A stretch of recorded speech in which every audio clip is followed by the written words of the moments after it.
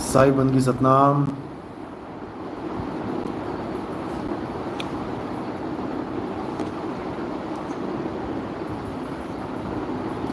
तो सभी भक्तों को, सभी भगत प्रेमियों को साई बंदगी सतनाम। परमात्मा की अपार कृपा से ये मूल ज्ञान का प्रचार प्रसार बहुत ही सुंदर तरह से, बहुत ही अच्छी तरह से फैलता ही जा रहा है। और सबसे ज़्यादा खुशी की बात ये है कि अब हमारे सत्संग सुन सुन के जितने भी धर्म गुरु बैठे हैं, बहुत से गुरुओं ने अब हमारी ही भाषा बोलनी शुरू कर दी है। आप यकीन नहीं करेंगे, जो जन्मों जन्मों से पत्थर पूज रहे थे, जो पत्थर को भगवान मान के उनको भोग लगा रहे थे, उनसे दुआएं मांग रहे थे, उनसे अमीर होने की, उनसे खुशियां प्राप्त करने की, उनसे एक अच्छा सुनहरा भविष्य प्राप्त करने की इच्छाएं जो मंदिरों में जाके मांग रहे थे, आज उन्हीं मंदिरों के, उन्हीं आश्रमों के पुजारी जो गुरु बने बैठे हैं, आज वो आत्मा की बात करने लगे हैं। आज वो आत्मा आत्मा कर रहे हैं। आज वो नाशवान शरीर के और अविनाशी आत्मा के बारे में बात करने लगे हैं। तो इसमें भी हमारी ही जीत है, इसमें भी हमारा ही संदेश लोगों तक पहुंच रहा है। और धीरे धीरे लोग खुद ही समझते चले जाएंगे कि आखिर ये आत्मज्ञान की लहर आई है तो आई कहाँ से है। अगर ये बात चली है तो ये चली कहाँ से है। धीरे धीरे लोग अपने आप हम तक पहुंचना शुरू कर देंगे। तो इसमें भी हमारी ही जीत है, इसमें भी हमारी ही विजय है। सतनाम का ही डंका है इसमें भी। तो इसलिए बहुत बहुत आप लोगों को मुबारक हो कि अब हमारा देश कुछ ही सालों में विश्व गुरु बनने की राह पे चल पड़ेगा। अभी तक तो पत्थर पूज रहा था, अभी तक तो अंधविश्वास में उलझा पड़ा था, अभी तक तो धर्म जात पात ऊंच नीच में उलझा पड़ा था। अभी इसको हम विश्व गुरु नहीं कह सकते, धर्म गुरु नहीं कह सकते। अभी तक तो इसको खुद किसी गुरु की जरूरत है। अभी तक तो खुद भारत को किसी गुरु की जरूरत है, जो भारत में ही जो मुद्दे हैं धर्म के नाम पे, जात के नाम पे, इनको सॉल्व कर दे। अभी तो खुद इसे गुरु की जरूरत है। अभी कहाँ ये विश्व गुरु बनेगा। ये विश्व गुरु तब बनेगा जब इसके अपने मुद्दे ठीक हो जाएंगे, सुलझ जाएंगे और ये दूसरों को प्रकाशित करने के लिए निकल पड़ेगा। विश्व को एक मार्ग देगा, एक रास्ता बताएगा एक होने का, झगड़ों को दूर करके प्रेम से रहने का, अमन शांति चैन से रहने का। ये तब विश्व गुरु कहलाएगा। अभी इसको कोई विश्व गुरु मत कहने लग जाना कि कोई सोचने लग जाए कि भारत विश्व गुरु है। बिल्कुल नहीं है। इसके तो अपने इतने मसले हैं कि अभी छोटा सा झगड़ा हो जाए तो बड़े से बड़ा धर्म युद्ध बन जाता है। एक त्यौहार आता है और सबकी जान सूली पे टंगी होती है कि इस त्यौहार में कोई झगड़ा ना हो जाए धार्मिक लोगों का आपस में, धर्म के नाम पे। अभी इसको विश्व गुरु नहीं कह सकते।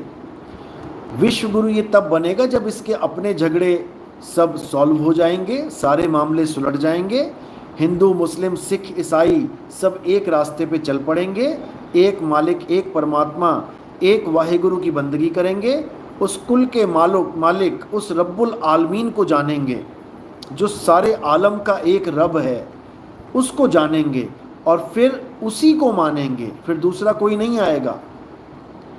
तब समझना कि हाँ, अब भारत दूसरे देशों को राह दिखाने वाला बन गया है।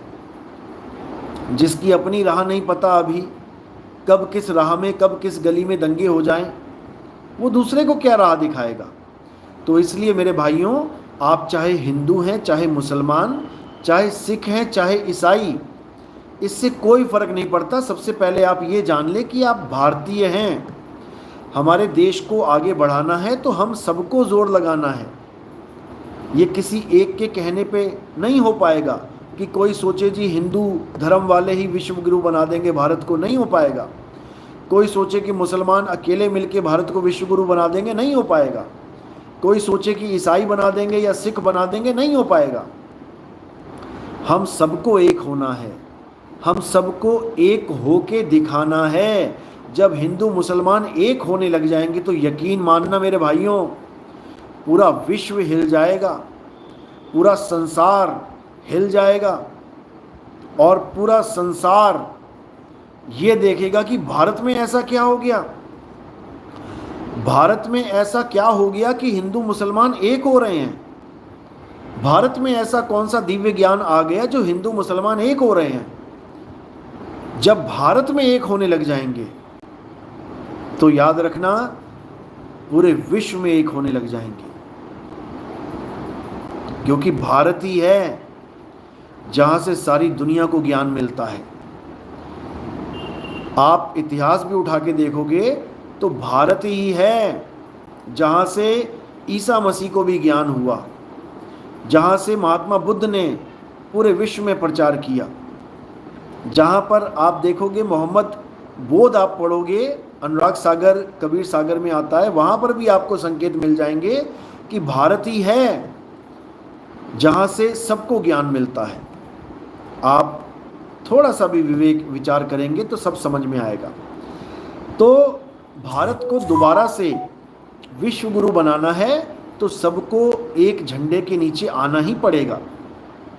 और याद रखना, एक झंडे के नीचे हम तब आ पाएंगे जब हम अपने वैर विरोध को ख़त्म करेंगे, जब हम अपनी सारी जितनी भी हमारी आपसी मतभेद हैं इन सबको ख़त्म करेंगे। ये तब हो पाएगा, नहीं तो नहीं होगा। नहीं तो बातें ही हैं, जितना मर्जी कोई जोर लगा ले। तो हमें कैसे रहना है भारत देश में, हिंदुओं को, मुसलमानों को, सिख को, ईसाई को, सबसे पहले तो ये समझ लो कि ये देश हम सबका है। पहले तो ये चीज़ दिमाग से निकाल दो कि केवल हिंदुओं का है, या ये भारत देश केवल मुसलमानों का है, या केवल सिखों का है, या केवल ईसाइयों का है, या केवल नास्तिकों का है। पहले इस चीज़ को दिमाग से निकाल दो। ये भारत देश सबका है, जितना हिंदुओं का है उतना ही मुसलमानों का है, जितना मुसलमानों का है उतना ही सिखों का है, जितना सिखों का है उतना ही ईसाइयों का है, और जितना ईसाइयों का है उतना ही उसका है जो किसी को भी नहीं मानते, जो किसी धर्म में नहीं है, जो नास्तिक हैं, ये उसका भी है। समझ लो, ये किसी एक का नहीं है कि कोई कहे हमने इसको हिंदू राष्ट्र बनाना है। तुमने हिंदू राष्ट्र बनाना है तो बाकी कहाँ जाएंगे? या कोई कहे कि हमने इसको मुस्लिम राष्ट्र बना देना है, भैया मुस्लिम राष्ट्र बन गया तो बाकी कहाँ जाएंगे? या कोई कहे हमने खालिस्तान बना देना है, इसको सिखों का ही बना देना है, खालिस्तान बना दिया तो बाकी कहाँ जाएंगे? तो इसलिए इस देश को ऐसा बनाना है कि चारों भाई, चारों भी कहूँगा, पांचों भी कहूँगा, छठों भी कहूँगा, जितने भी भाई हैं, क्योंकि बुद्ध वाले भी कहेंगे हम तो बुद्धिस्ट देश बना देंगे इसको, जैन वाले कहेंगे हम जैनी देश बना देंगे, फिर तो बहुत बैठे हैं लाइन लगा के। एक देश है, एक अनार है, 100 बीमार हैं, कहाँ कहाँ झगड़े करोगे, कहाँ कहाँ मगजमारी करोगे। इसलिए इस देश को कैसा बनाना है?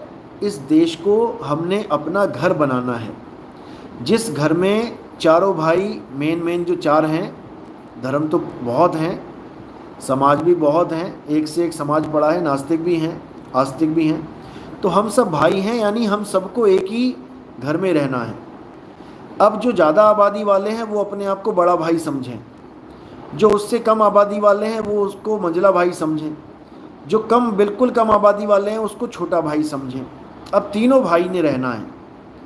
जैसे एक ही घर में बड़ा भाई भी रहता है, उससे छोटा भाई भी रहता है, उससे भी छोटा भाई रहता है, और छोटा भाई, सब एक घर में जैसे प्रेम से रहते हैं। ऐसा नहीं कि सब प्रेम से ही रहते हैं, मतभेद भी होते हैं, भाई भाई का झगड़ा भी होता है।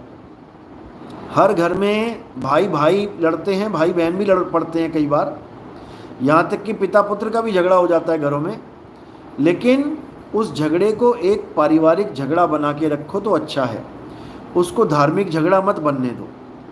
छोटे भाई से कोई गलती हुई है तो बड़ा भाई डांट भी सकता है, उसको समझा सकता है। बड़े भाई से कोई गलती हो रही है तो छोटे भाई भी उसको बोल सकता है कि भाई आप यहाँ पे गलत हो, तो बड़े भाई को भी समझना चाहिए कि हाँ ये बात गलत है। तो दोनों प्रेम से रह सकते हैं। तो सबसे पहले तो इस चीज़ को दिमाग से निकाल देना है कि ये घर किसी एक का है, ये सबका घर है। भारत देश सबका है, हमें भारत को भारत रहने देना चाहिए। ना तो हिंदू राष्ट्र के चक्कर में पड़ो, ना बुद्ध राष्ट्र के चक्कर में पड़ो, ना खालिस्तान के चक्कर में पड़ो, ना इसको गजवाए हिंद के चक्कर में पड़ो। कई लोग कहते हैं गजवाए हिंद का मतलब है कि भारत देश को मुस्लिम राष्ट्र बना देना है, बिल्कुल गलत है। मोहम्मद साहब ने ऐसा कभी कहा ही नहीं कि गजवाए हिंद का मतलब है कि भारत देश को, हिंदुस्तान को एक मुस्लिम कंट्री बना दिया जाए, ऐसा कभी कहा ही नहीं गया। हाँ, गजवाए हिंद की बात ज़रूर की गई, हदीसों में आता है। क्यों आता है इसको भी अच्छे से जान ले, मैंने कई बार समझाया है वैसे तो, लेकिन आज फिर दोहरा देते हैं। गजवाए हिंद का मतलब ये है कि हदीसों में आता है कि जब मोहम्मद साहब अरब देश में खड़े होके हिंदुस्तान की तरफ, यानी पूरब दिशा की तरफ, इसको मशरक बोला गया, मशरक दिशा, डायरेक्शन पूरब दिशा, यानी वो पूरब दिशा की तरफ मुंह करके खड़े होते थे और कहते थे अपनी संगत को, अपने शिष्यों को, कि मुझे हिंदुस्तान की तरफ से एक खुशबू आती है। लोग पूछते थे कि क्या है उस खुशबू में, क्या क्या महसूस होता है आपको? तब वो कहते थे कि हिंद की तरफ से मुझे ऐसी खुशबू आती है जैसे मानो कि वो गजवाए हिंद, यानी एक बहुत बड़ा आंदोलन कह दो, युद्ध कह दो, धर्म युद्ध कह दो, कुछ भी कह दो, कि हिंदुस्तान की तरफ से एक ऐसी खुशबू आती है जो सारे संसार को खुशबू से भर देगी, जो सारे संसार को इतना महका देगी कि हर घर में वो खुशबू फैल जाएगी, हर घर में वो दिव्य ज्ञान, यहाँ खुशबू का मतलब ज्ञान है, वो दिव्य ज्ञान पूरे संसार में फैल जाएगा। और हिंदुस्तान का नाम लिया गया वहाँ पे।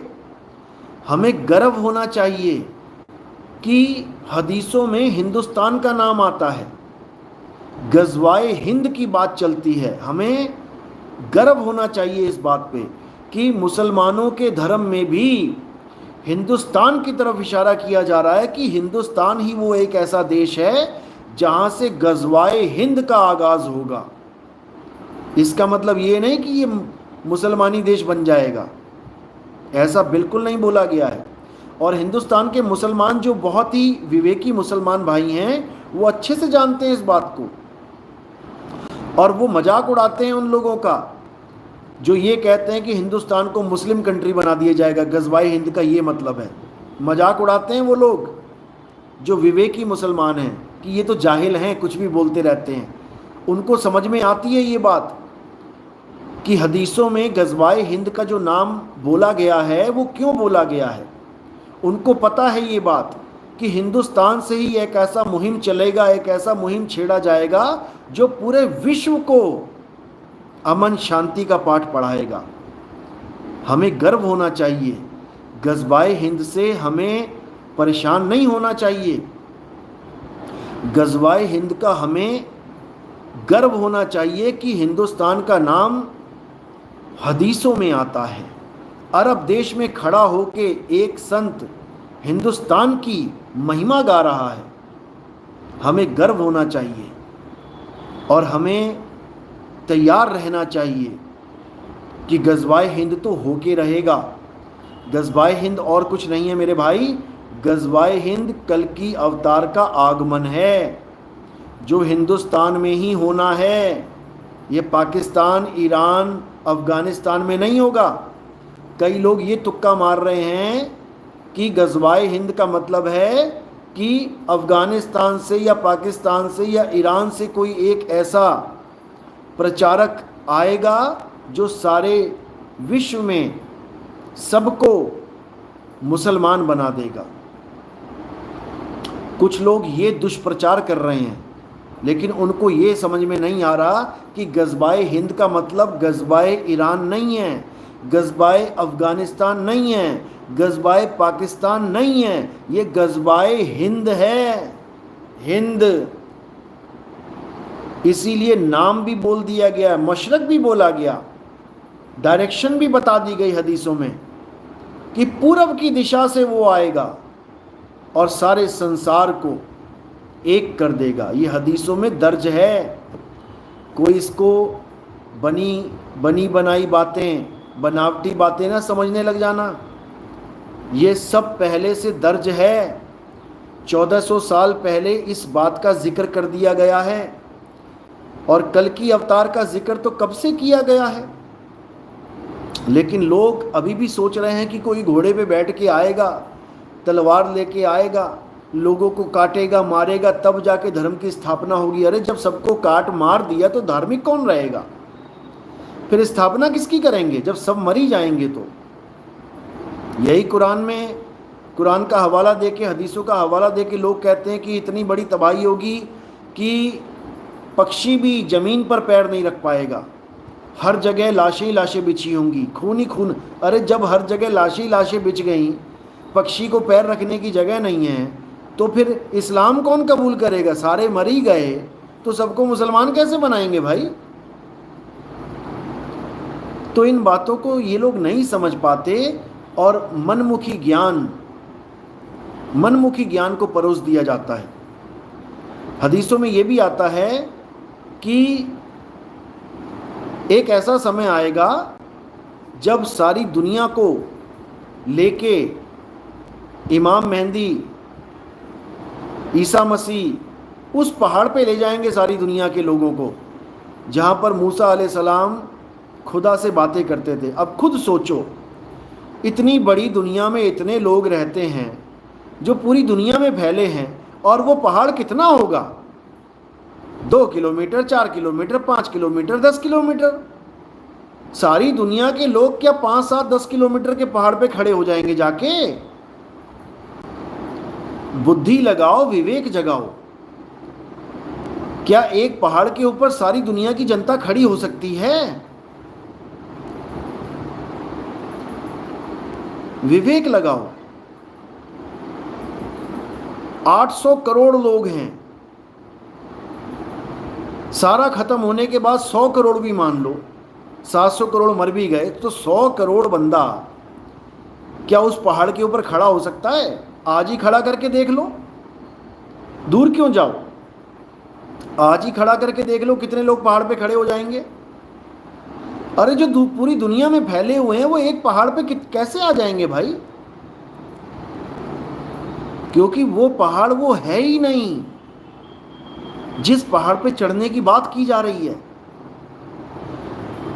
वो पहाड़ अरब देश वाला पहाड़ नहीं है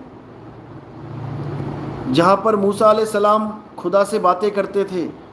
वो एक गुप्त भेद है। वो पहाड़ क्या है? वो पहाड़ एक गुप्त भेद है, और वो पहाड़ केवल अरब में नहीं है। तुम भारत में चाहो तो अल्लाह से बात कर लो, लेकिन तुम्हें पहाड़ भी पता होना चाहिए। वो पहाड़ कहाँ है ये पता होना चाहिए, तभी तो चढ़ोगे उस पे। लेकिन लोग नहीं समझ पाते क्योंकि विवेक की कमी है। जब विवेकी गुरु मिल जाएगा तो सब समझ में आने लग जाएगा। और धीरे धीरे धीरे लोग अपने आप जागृत होने लग जाएंगे, एक दूसरे को ज्ञान समझाने लग जाएंगे, एक दूसरे की शंका का समाधान करने लग जाएंगे। और धीरे धीरे धीरे हर इंसान, हर विवेकी इंसान उस पहाड़ की तरफ चढ़ना शुरू कर देगा जिस पहाड़ पे अल्लाह का वास है, जिस पहाड़ पे चढ़ के मूसा अलैहिस्सलाम को अल्लाह से बात करने का सौभाग्य प्राप्त हुआ। उसी पहाड़ पे चढ़ के आप भी खुदा से बात कर पाओगे, रूबरू हो पाओगे और खुदा के असली स्वरूप को जान पाओगे। तब सब मुसलमान हो जाएंगे। एक भी ऐसा नहीं रहेगा संसार में जो मुसलमान नहीं होगा। मुसलमान का मतलब ही नहीं पता लोगों को।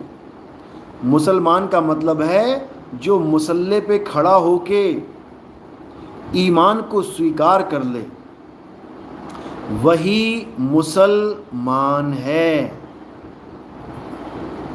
अब ये मुसल्ला कहाँ बिछा है, पहले तुम्हें ये पता होना चाहिए। वो मखमली मुसल्ला जिस पे तुम खड़े होके अल्लाह की इबादत करोगे, पहले तुम्हें ये पता होना चाहिए। ये मुसल्ला फैक्ट्रियों में बनने वाला 200, 250, 500 का मुसल्ला नहीं है कि तुम खरीद लाए दुकान से। वो मुसल्ला खरीदने में नहीं आता। वो मुसल्ला परमात्मा का दिया हुआ है, पहले से ही है। और वो मुसल्ला वो मुसल्ला पहाड़ की चोटी पे पहले से ही बिछा रखा है खुदा ने। और मूसा ने इशारा कर भी दिया है कि आओ बेटा, पहाड़ की चोटी पे आओ, मुसल्ला बिछा हुआ है, उस पे चढ़ जाओ और वहां पर ईमान को धारण कर लो। और जैसे ही तुम ईमान को धारण करोगे मुसल्ले पे चढ़ के, तब तुम मुसलमान हो जाओगे। अब कई लोग ऐसे भी हैं जो मुसल्ला नहीं जानते, केवल ईमानदारी की पूंछ पकड़ के बैठे हैं। ऐसे भी मिलेंगे आपको। कई लोग कहते हैं बस तुम ईमानदार हो जाओ, परमात्मा तुम्हें खुद मुक्त कर देगा। कभी मुक्त नहीं करेगा, याद रखना, याद रखना। ईमानदार बहुत से लोग हुए हैं, एक से एक ईमानदार। अरे हरिश्चंद्र, राजा हरिश्चंद्र से भी ईमानदार कोई हो सकता है क्या?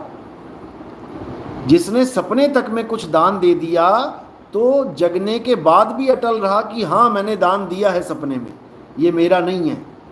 सोचो, इससे ज्यादा ईमानदारी कोई दिखा देगा, तब भी वो मुक्त नहीं हो पाए, तब भी मुक्त नहीं हो पाए। समझ लो, बहुत से ऐसे बैठे हैं जो केवल ईमान की बातें करेंगे क्योंकि उनको सतनाम की बात नहीं पता है। केवल ईमान से बात नहीं बनेगी। वो एक तरह का पुण्य हो गया, अच्छे अच्छे काम करना, लोगों का भला करना, हर अच्छी बात को ग्रहण करना, ये पुण्य में आ जाएगा। तो पाप पुण्य ये दोनों बेड़ी। मैं ये नहीं कह रहा कि पुण्य नहीं करना है, बिल्कुल करना है, करना पड़ेगा, क्योंकि इस संसार में बैलेंस बना के रखना है। पाप और पुण्य दोनों का बैलेंस बनता है, उसी के हिसाब से युग परिवर्तन होता है। ज़्यादा पाप बढ़ गया कलयुग आ गया, ज़्यादा पुण्य आ गया सतयुग आ गया। ये दुनियावी कलयुग और सतयुग हैं। आध्यात्मिक कलयुग, सतयुग, त्रेता, द्वापर कुछ और है। अब हमारे सत्संग सुन सुन के लोग मीट खाना छोड़ देते हैं। यहाँ तक कि राजस्थान के कुछ कसाई भाई जो कसाई थे, उन्होंने बकरे काटना छोड़ दिया हमारे सत्संग सुन के। उन्होंने मुर्गियों का कत्ल करना छोड़ दिया। हाथे लगा के बैठे थे, खुद ही काट के खुद ही बेचते थे। दुकानें बंद कर दी और सत्संग में आ गए। ऐसे भी लोग हैं। तो पाप छोड़ के पुण्य धारण कर लिया, अच्छी बात है, क्योंकि पुण्य करना कोई बुराई नहीं है। हाँ, पुण्य करने के बाद उससे मुक्त कैसे होना है वो हम समझाएंगे आपको। वो हम समझाएंगे, लेकिन पाप करके बिना भोगे मुक्त नहीं हो सकते। पुण्य करके बिना भोगे मुक्त हो सकते हैं, उसका तरीका बताया जाएगा। समझ लो, कोई पुण्य करने से ना डरे, जैसे पाप करने से डरते हैं, कोई पुण्य करने से ना डरे। पुण्य करते हुए भी पुण्य से कैसे मुक्त होना है वो आपको समझा दिया जाएगा, समझ लो।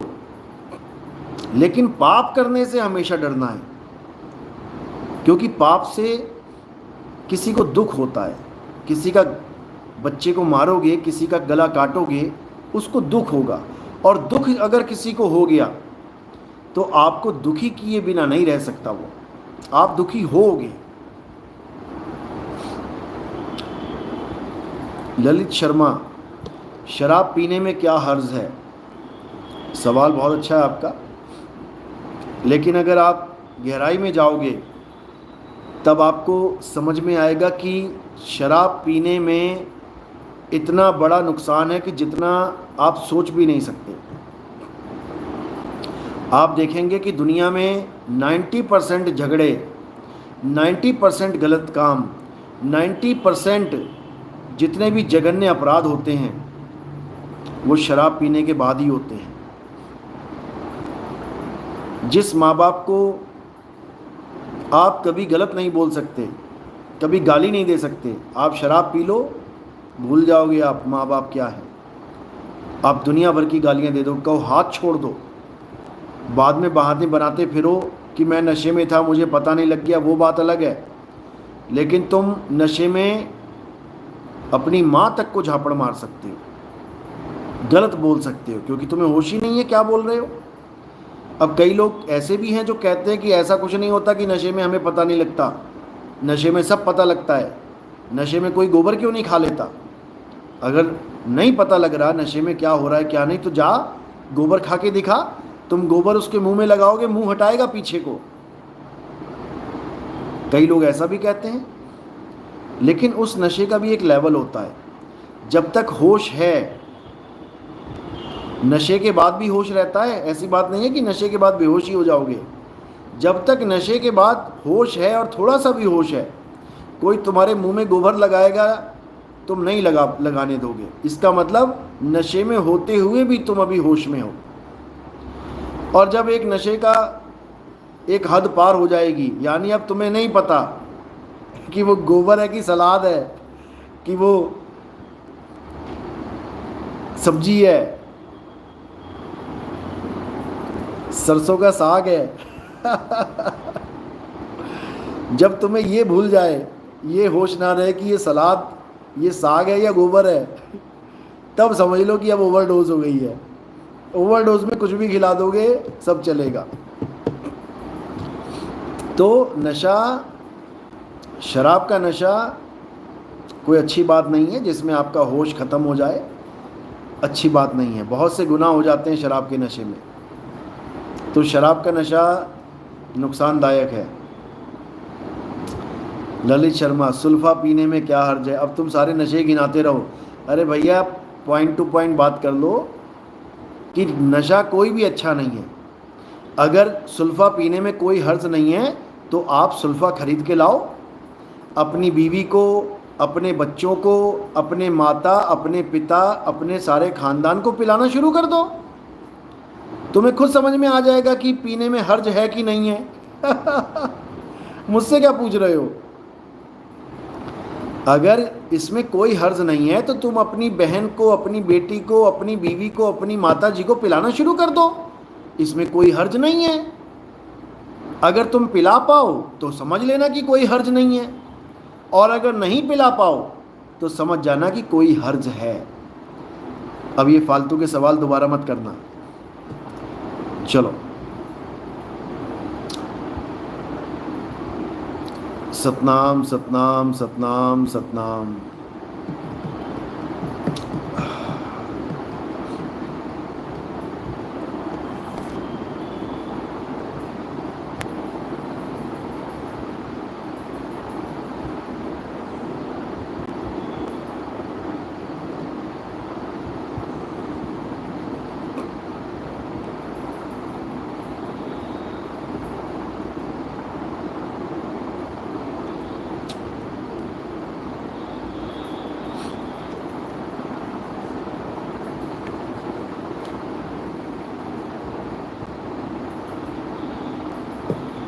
सतनाम साहिब बंदगी, सलीम मोहम्मद साहिब बंदगी सतनाम, विवेक साहिब बंदगी गुरु शरणम जय सतनाम, मनोज सतनाम साहिब बंदगी, शशि प्रभा।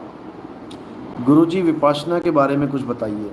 मैंने बहुत बार बताया विपासना के बारे में। देखो, कुछ नहीं से कुछ भला। विपासना कोई बुरी चीज़ नहीं है, लेकिन विपासना पूर्ण चीज़ नहीं है। जो चीज़ हमें चाहिए पूर्ण ज्ञान, वो विपासना में नहीं है। अरे विपासना के अच्छे अच्छे भगत जो कई कई बार विपासना का कोर्स कर चुके हैं, वो हमारे सत्संग सुन के समझ गए बात को कि विपासना हमें क्या बता रहा है और नितिन दास हमें क्या समझा रहा है। वो इस बात को समझ के विपासना को त्याग के आगे बढ़ गए। विपासना कोई बुरी चीज़ नहीं है। खाली हाथ से अच्छा है कि तुम्हारे पास 50 का नोट है, लेकिन तुम्हें 100 का नोट चाहिए तो 50 के नोट से काम नहीं बनेगा। 100 रुपये की टिकट है, 99 रुपये से भी काम नहीं बनेगा। तुम मशीन से टिकट लेके दिखाओ 100 रुपये की, 99 रुपये डाल देना उसमें, वो मशीन फिर भी कहेगी 1 रुपया और डाल। समझ लो, वो 1 रुपये की कमी तुम्हें वहीं रोक के रखेगी, सफ़र नहीं करने देगी आगे। समझ लो, जब तक 100 रुपये पूरे नहीं हो गए तब तक तुम आगे बढ़ ही नहीं पाओगे। भले तुम्हारे पास 99 रुपये 99 पैसे हों, तब भी वो 0.01 आपको आगे बढ़ने नहीं देगा। 0.01 की कमी आपको आगे बढ़ने नहीं देगी। समझ लो।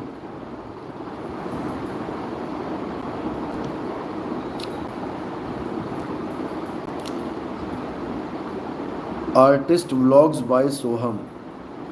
गुरुजी मकर तार के बारे में बताइए। मुझे पूछते 3 महीने हो गए। नहीं भाई, ऐसा कैसे। मकर तार के बारे में मैंने पहले भी कई बार बोला है। अगर आपने सत्संग सुने होंगे ध्यान से तो समझ में आ जाएगा। पहले तो ये समझ लो कि मकर तार का जिक्र केवल कबीर साहब की वाणियों में आपको मिलेगा, या फिर कबीर साहब से जुड़े हुए अन्य संतों की वाणियों में। जिन्होंने भी कबीर साहब से ज्ञान लिया है, उन संतों की वाणियों में आपको मकर तार का जिक्र आ जाएगा। अब मकर तार क्या होता है इसको समझ लो अच्छे से। कई मूर्खों ने मकर तार को शब्द बता दिया कि शब्द ही मकर तार है।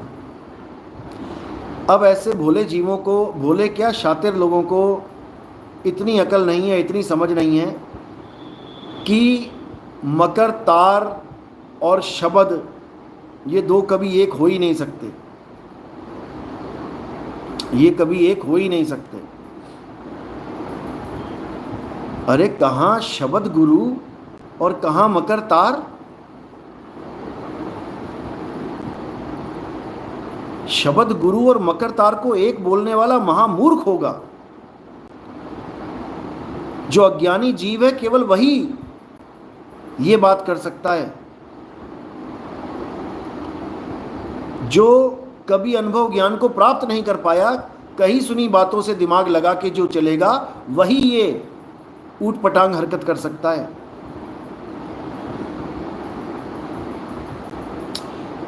मकर तार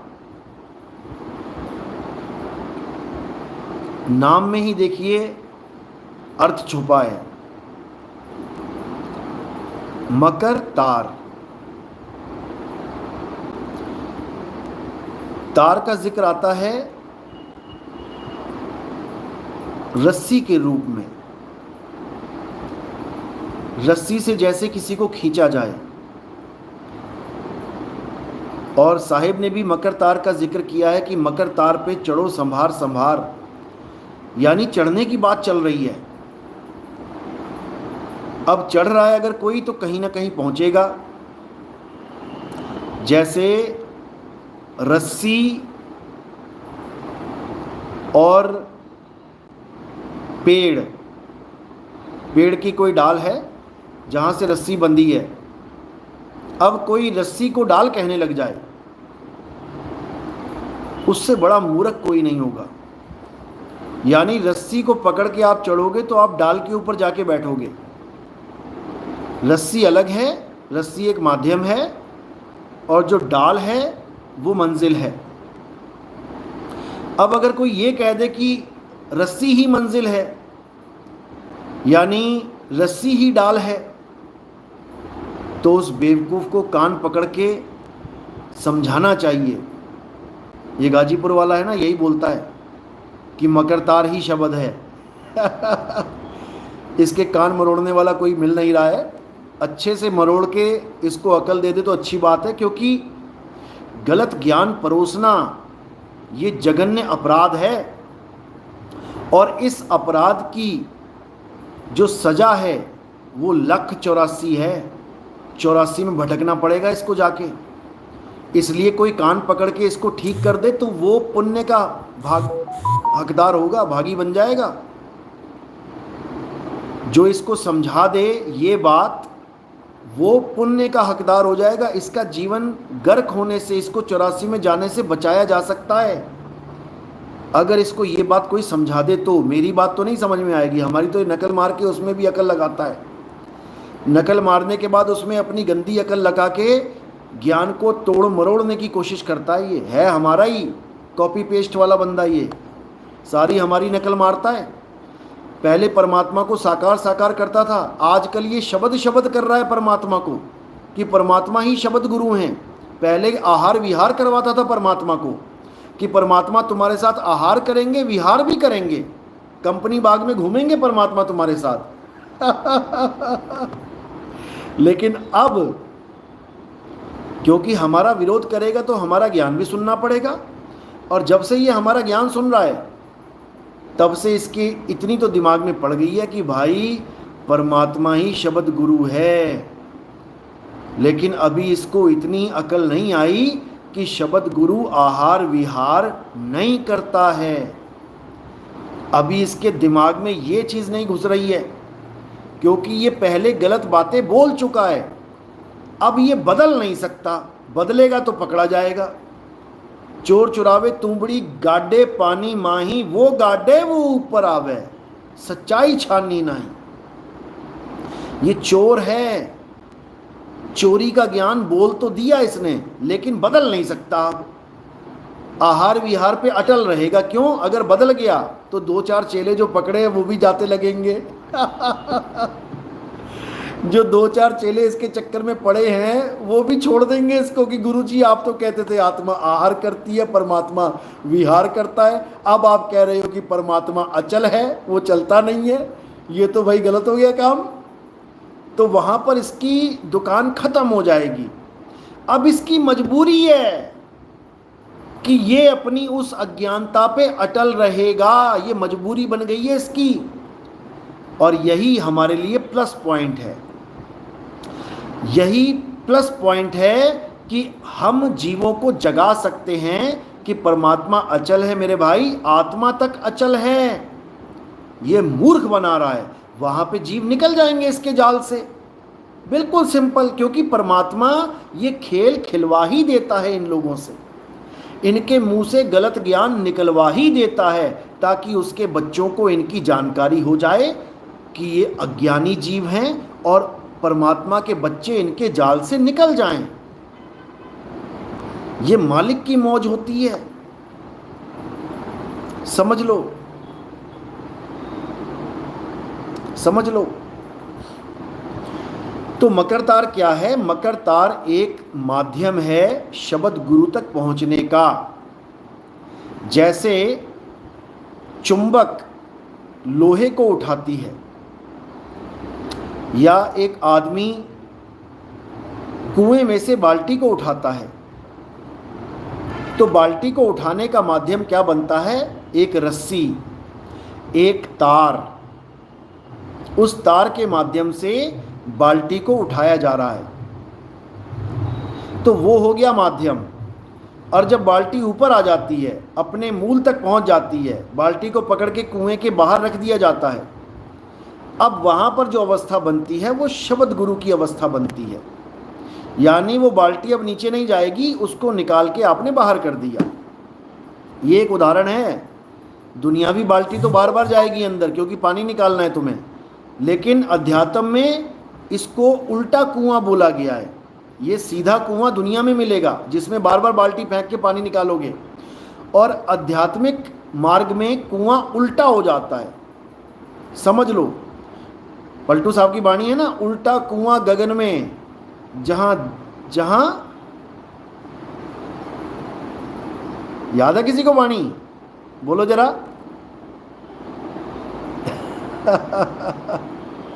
बोलो बोलो, लिखो जरा।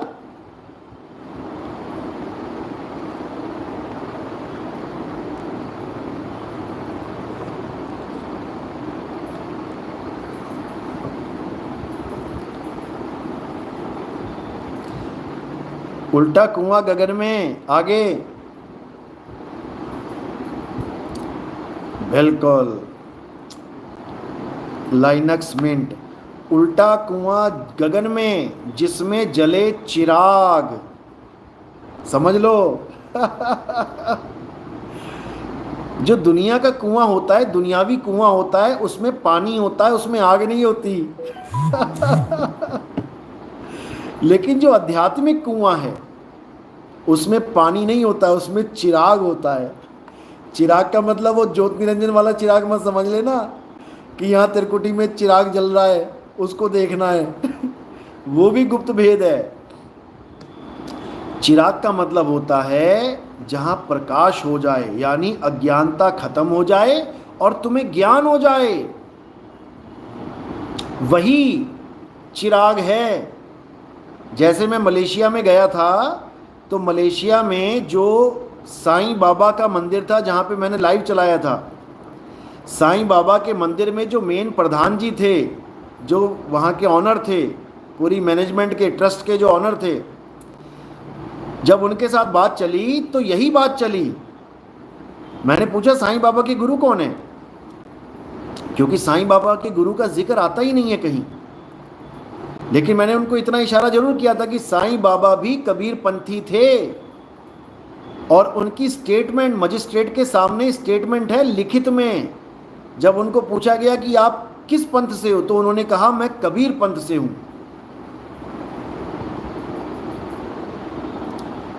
समझ लो, यानी बाबा ने मुहर लगा दी है कि मैं किस पंथ से हूं। पंथ का मतलब होता है रास्ता, यानी बाबा को किसने रास्ता बताया है? साईं बाबा को कबीर साहब ने रास्ता बताया है। सबका मालिक एक है, सबका मालिक एक है, लेकिन वो कभी ये नहीं बोले कि सबका मालिक एक वो कौन है।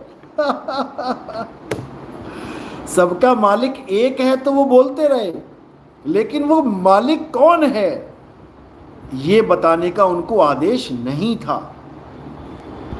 किसी संत को आदेश नहीं था, वरना सारे संत बता देते कि सबका मालिक कौन है। लेकिन ये ज्ञान गुप्त रखने के लिए बोला गया। धर्मदास मेरी लाख दुहाई, मूल ज्ञान बाहर ना जाई। समझ लो, समझ लो।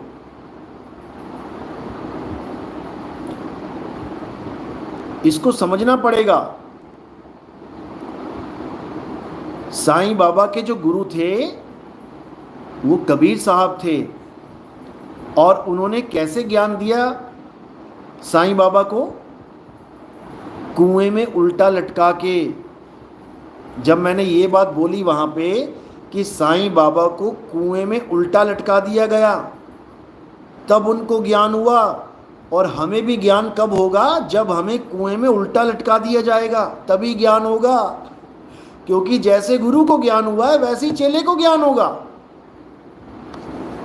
समझ लो।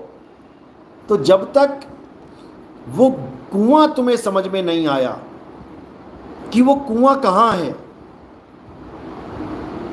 तब तक तुम्हें भी ज्ञान नहीं हो सकता। तो पलटू साहब समझा रहे हैं, उल्टा कुआं गगन में जिसमें जरे चिराग। अगर ज्ञान प्राप्त करना है तो ऐसे गुरु की शरण में जाना पड़ेगा जो तुम्हें उल्टे कुएं का ज्ञान दे दे, तुम्हें उसमें उल्टा लटका दे। तब दुनिया की नजर में तुम उल्टे हो जाओगे और अपनी नजर में सीधे हो जाओगे। समझ लो।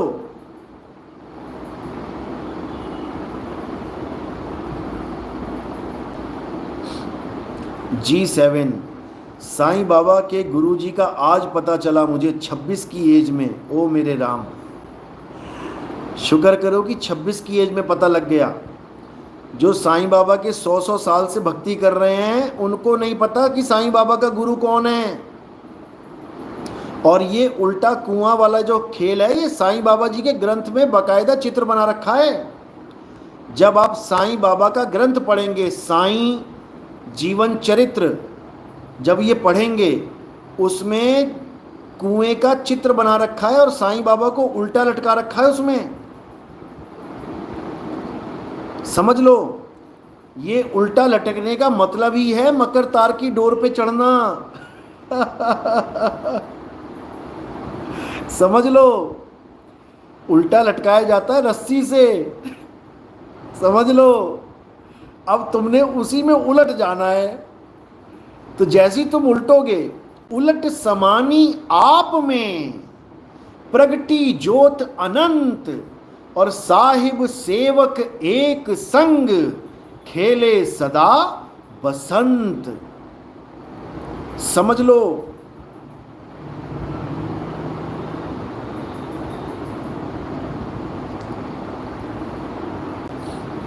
तो कुछ नहीं करना है, मकर तार की डोर पे उलट के चढ़ जाना है और कुछ नहीं करना है। ये सारे भेद खोलने के लिए ही मैं आया हूं, लेकिन समझना तो तुम्हें पड़ेगा ना कि मैं भेद खोलता रहूं, तुम समझ समझ के कहीं और भागते रहो। क्योंकि इंसान टिकता नहीं है। ये जो मन है ना, ये टिकता नहीं है। ये सत्य के पास आकर भी नहीं टिकता है, क्योंकि मन है, मन का काम ही दौड़ना है। इस ज्ञान को सुन के टिकता वही है जिसका मन टिक जाए, यानी जो अपने मन को रोक ले, जो मन की लगाम को कस के खींच ले, वही इस ज्ञान में टिक सकता है। नहीं तो कई धुरंधर आए, कई चले गए। समझ लो, क्योंकि वो जो चीज लेने आए यहां पर, मान बढ़ाई, प्रतिष्ठा, पैसा, दुनिया भर की इच्छाएं, काया को ठीक करना और दुनिया भर के ताम झाम लोग लेके आते हैं, अरदासे लेके आते हैं, मंदिरों में जाते हैं, गुरुओं के पास जाते हैं, वही यहाँ पर भी आ जाते हैं कई लेने। तो वो लोग नहीं टिक पाते। समझ लो, जो माया के वशीभूत होके यहाँ आते हैं कि ठीक है ज्ञान भी अच्छा है, कुछ माया भी मिल जाए, टारगेट उनका माया होती है, वो यहाँ नहीं टिक पाते। आते हैं, नाम दीक्षा लेते हैं, चले जाते हैं। ऐसे कई लोग हैं जिन्होंने हमसे दीक्षा ली, प्रथम दीक्षा ले ली, ज्ञान को सुना समझा, उसके बाद दुनियावी इच्छाओं के कारण किसी और बाबा जी के पास बैठे हुए जाके। ये एक बाबा नहीं, ये कईयों के पास बैठेंगे जाके, क्योंकि जो पक्का खड़ा होगा वही टिकेगा यहाँ पे, याद रखना। और कबीर साहब के समय में 64 लाख में से 2 बचे थे, तो नितिन दास के समय में सोचो कितने बचेंगे। इसमें कोई बड़ी बात नहीं है जो इस ज्ञान को छोड़ के कुछ और लेने चला जाता है। अरे भाई, जिसको मुक्ति नहीं चाहिए वो कुछ और लेना चाहता है, चला गया तो चला गया, उसमें क्या बड़ी बात है, हमें उसका कोई दुख नहीं है। दिलीप पटेल, गुरुजी सिलवासा में अपना बंदा आपसे दीक्षा ली है, लेकिन वो साइंस जर्नी सुन रहा है, बुद्धा का नॉलेज देता है। कोई बात नहीं, देखो मैं क्या बोल रहा हूँ, किसी भी ज्ञान को सुनने में कोई हर्ज नहीं होता। हमें ज्ञान सुनना चाहिए। अगर हम मना कर देते हैं किसी का ज्ञान सुनने में मना नहीं करता नितिन दास, याद रखना। हाँ, कोई बकवादी बकवाद कर रहा है, गालियां बक रहा है, दुर्गंध आ रही है जिसके मुंह से, उसके मुंह कभी मत लगो, उसकी बातें कभी मत सुनो। तुम्हें एक बार पता लग गया कि ये गालीबाज है, ये बकवास है, ये बकबक करता है, तुम दोबारा उसकी वीडियो मत खोलो, क्योंकि वही दुर्गंध दोबारा आएगी। एक बार शटर खुला और बास आ गई तो याद रखना वो बास दोबारा फिर आएगी। इसलिए ऐसे लोगों का सत्संग, सत्संग नहीं बकसंग, कभी नहीं सुनना चाहिए। कोई वीडियो डालता है उसको खोलो ही मत, खोलने से उसका व्यू बढ़ जाएगा। जब उसको व्यू बढ़ेगा तो उसको और मन में उछाल आएगा कि लोग तो मेरी बात सुन रहे हैं, भले लोग गालियां दे रहे हैं उसको इससे परवाह नहीं है। उसको लगता है कि 200 लोगों ने सुन लिया, वाह 200 लोगों ने सुन लिया यानी मेरी वाह वाह हो गई, भले लोगों ने उसको गालियां दी दुनिया भर की, वो उस चीज़ को नहीं समझता। इसलिए कहीं ना कहीं आप दोषी होते हो ऐसे लोगों को बढ़ावा देने के लिए। इसलिए जो कोई भी गंद बकता है, गालियां देता है, उसकी ऑडियो सुनना ही नहीं है। वहाँ मैं मना करता हूँ, क्योंकि उसको सुन के तुम्हारा मन खराब होगा। अरे बदबू सूंघोगे तो मन खराब ही होगा ना, अच्छा तो नहीं होगा। कोई अच्छी बात बता रहा है, कोई सुगंध फैला रहा है तो तुम सूंघो भी, समझ में आता है। अब किसी ने बकवास करनी है, गालियाँ बकनी है, तो तुम क्यों सुन रहे हो उसको? उनकी वीडियो ऑडियो खोलना ही नहीं है। जब वो देखेगा अरे 2 हफ्ते हो गए डाले हुए, 150 से ऊपर किसी ने नहीं सुना, अरे 4 हफ्ते हो गए डाले हुए, 200 से ऊपर किसी ने नहीं सुना, वो खुद ही अपने आप बकवास करना बंद कर देगा। जब कोई सुनेगा ही नहीं उसे, वो क्या बोलेगा अकेला कमरे में? समझ लो, वो क्या बोलेगा कमरे में अकेला? पागल कुत्ते ने काटा है क्या उसको? तुम्हारी वजह से बोल रहा है वो सब बकवाद, क्योंकि तुम सुन रहे हो। तुम बिल्कुल कसम खा लो कि परमात्मा की सौगंध है मैं इसकी ऑडियो सुनूंगा ही नहीं, 4 दिन में शांत हो जाएंगे सब, समझ लो। इसलिए YouTube पे कोई भी गालीबाज है उसको नहीं सुनना है। YouTube पे कोई भी ज्ञान प्रचार करता है उसको जरूर सुन लो। उसको सुनोगे तो तुम्हें समझ में आएगा कि ये कितने पानी में है। इसका मतलब ये नहीं कि तुम उसको सुनो और सोचो कि वही सत्य बोल रहा है, बिल्कुल नहीं। आज के टाइम में लोग ये पूछते हैं मुझसे कि गुरुजी इतने गुरु हो गए, YouTube चैनल पे इतने गुरु हो गए, किसकी सत्य माने? बहुत बड़ा सवाल है ये। इसका तुम्हें जवाब मैं सीधे से बता देता हूँ, एक ही लाइन में समझ में आ जाएगा तुम्हें। कोई भी ज्ञानी बना बैठा है YouTube पे, हजारों बैठे हुए हैं, कहो तुम बैठ जाओ कल को, तुम्हें भी सुनने लग जाएंगे लोग, लेकिन इससे कल्याण नहीं होगा। तो क्या करना है, एक ही लाइन में सुन लो। जितने भी गुरु घंटाल बैठे हुए हैं, जितने भी ये बैठे हुए हैं ज्ञान परोसने के लिए, इससे तुमने केवल एक सवाल पूछना है। क्या सवाल पूछना है? पहली बात तो ये कमेंट बॉक्स ही बंद कर देते हैं, तुम्हें पूछने ही नहीं देते। सबसे पहले तो ये समझ लो कि जिसने कमेंट बॉक्स ऑफ कर रखा है उसको तो पहले किनारे कर दो, क्योंकि वो तुम्हारे सवालों का जवाब देने के लायक ही नहीं है। वो तुम्हारे सवाल का जवाब देने के काबिल ही नहीं है, उसके बस की बात नहीं है। पहले तो उसको ही किनारे कर दो। और जिन्होंने खोल रखा है वहाँ पर पूछो कि आपका गुरु कौन है। कोई लाइव में आता है तो उससे पूछो कि आपका गुरु कौन है। जैसे ही उसके मुंह से निकले कि मेरा कोई गुरु नहीं है, मैं अपने आप ही ज्ञान प्राप्त हो गया मुझे, उसको उसी वक्त रिजेक्ट मार दो। समझ लो, उसको उसी वक्त रिजेक्ट मार दो। ये सतगुरु नहीं है। ये कौन है? ये लोगों का ज्ञान सुन सुन के आज नया आ गया मार्केट में, कल को इसका भी कोई ज्ञान सुन के और नया आ जाएगा मार्केट में। ये सब मार्केट के गुरु घंटाल हैं, ये सब यूट्यूबर हैं, ये सतगुरु नहीं हैं, ये यूट्यूबर हैं। तुम बन जाओ यूट्यूबर। हमारा सत्संग सुन सुन के हमारे भगत चाहें तो सारे यूट्यूब पे आ जाएं और ऐसा ज्ञान दे दें कि सबकी हालत खराब हो जाए। ऐसा भी हो सकता है, तो सारे सतगुरु थोड़ी नहीं बन जाएंगे। इसी प्रकार कोई YouTube पे आ जाता है तो इसका मतलब ये मत समझो कि वो सतगुरु बन गया। अरे ये सब सुन सुन के आए हैं, इन्हीं को थूक चट्टू कहता हूं मैं। थूक चाट चाट के आए हैं लोगों का ये, और उसके बाद क्या कहते हैं, हमें तो खुद से ज्ञान हो गया। और उदाहरण क्या देते हैं, जैसे मैं सत्संग में बताया, मैंने कई बार नाम दीक्षा वाले सत्संग में आप देखोगे मैंने बताया है कि जो शब्द गुरु है वो सबका गुरु है, वो सबको ज्ञान देता है। जैसे गाय का बछड़ा पैदा होते ही अपने आप गाय के थन तक पहुंच जाता है दूध पीने के लिए, तो उसको किसने ज्ञान दिया कि थन कहाँ है? अब ये ज्ञान मैंने जब से सुनाया है तब से इन लोगों को एक मुद्दा मिल गया कि हाँ हाँ बात तो सही है, यानी ज्ञान खुद से हो जाता है। तो इन लोगों ने ये पकड़ लिया कि जैसे ज्ञान गाय के बछड़े को खुद से हो गया दूध कहाँ है, ऐसे ही मुझे भी हो गया कि परमात्मा कहाँ है। अरे निकम्मो, अरे निकम्मो, सुन लो, समझ लो बात।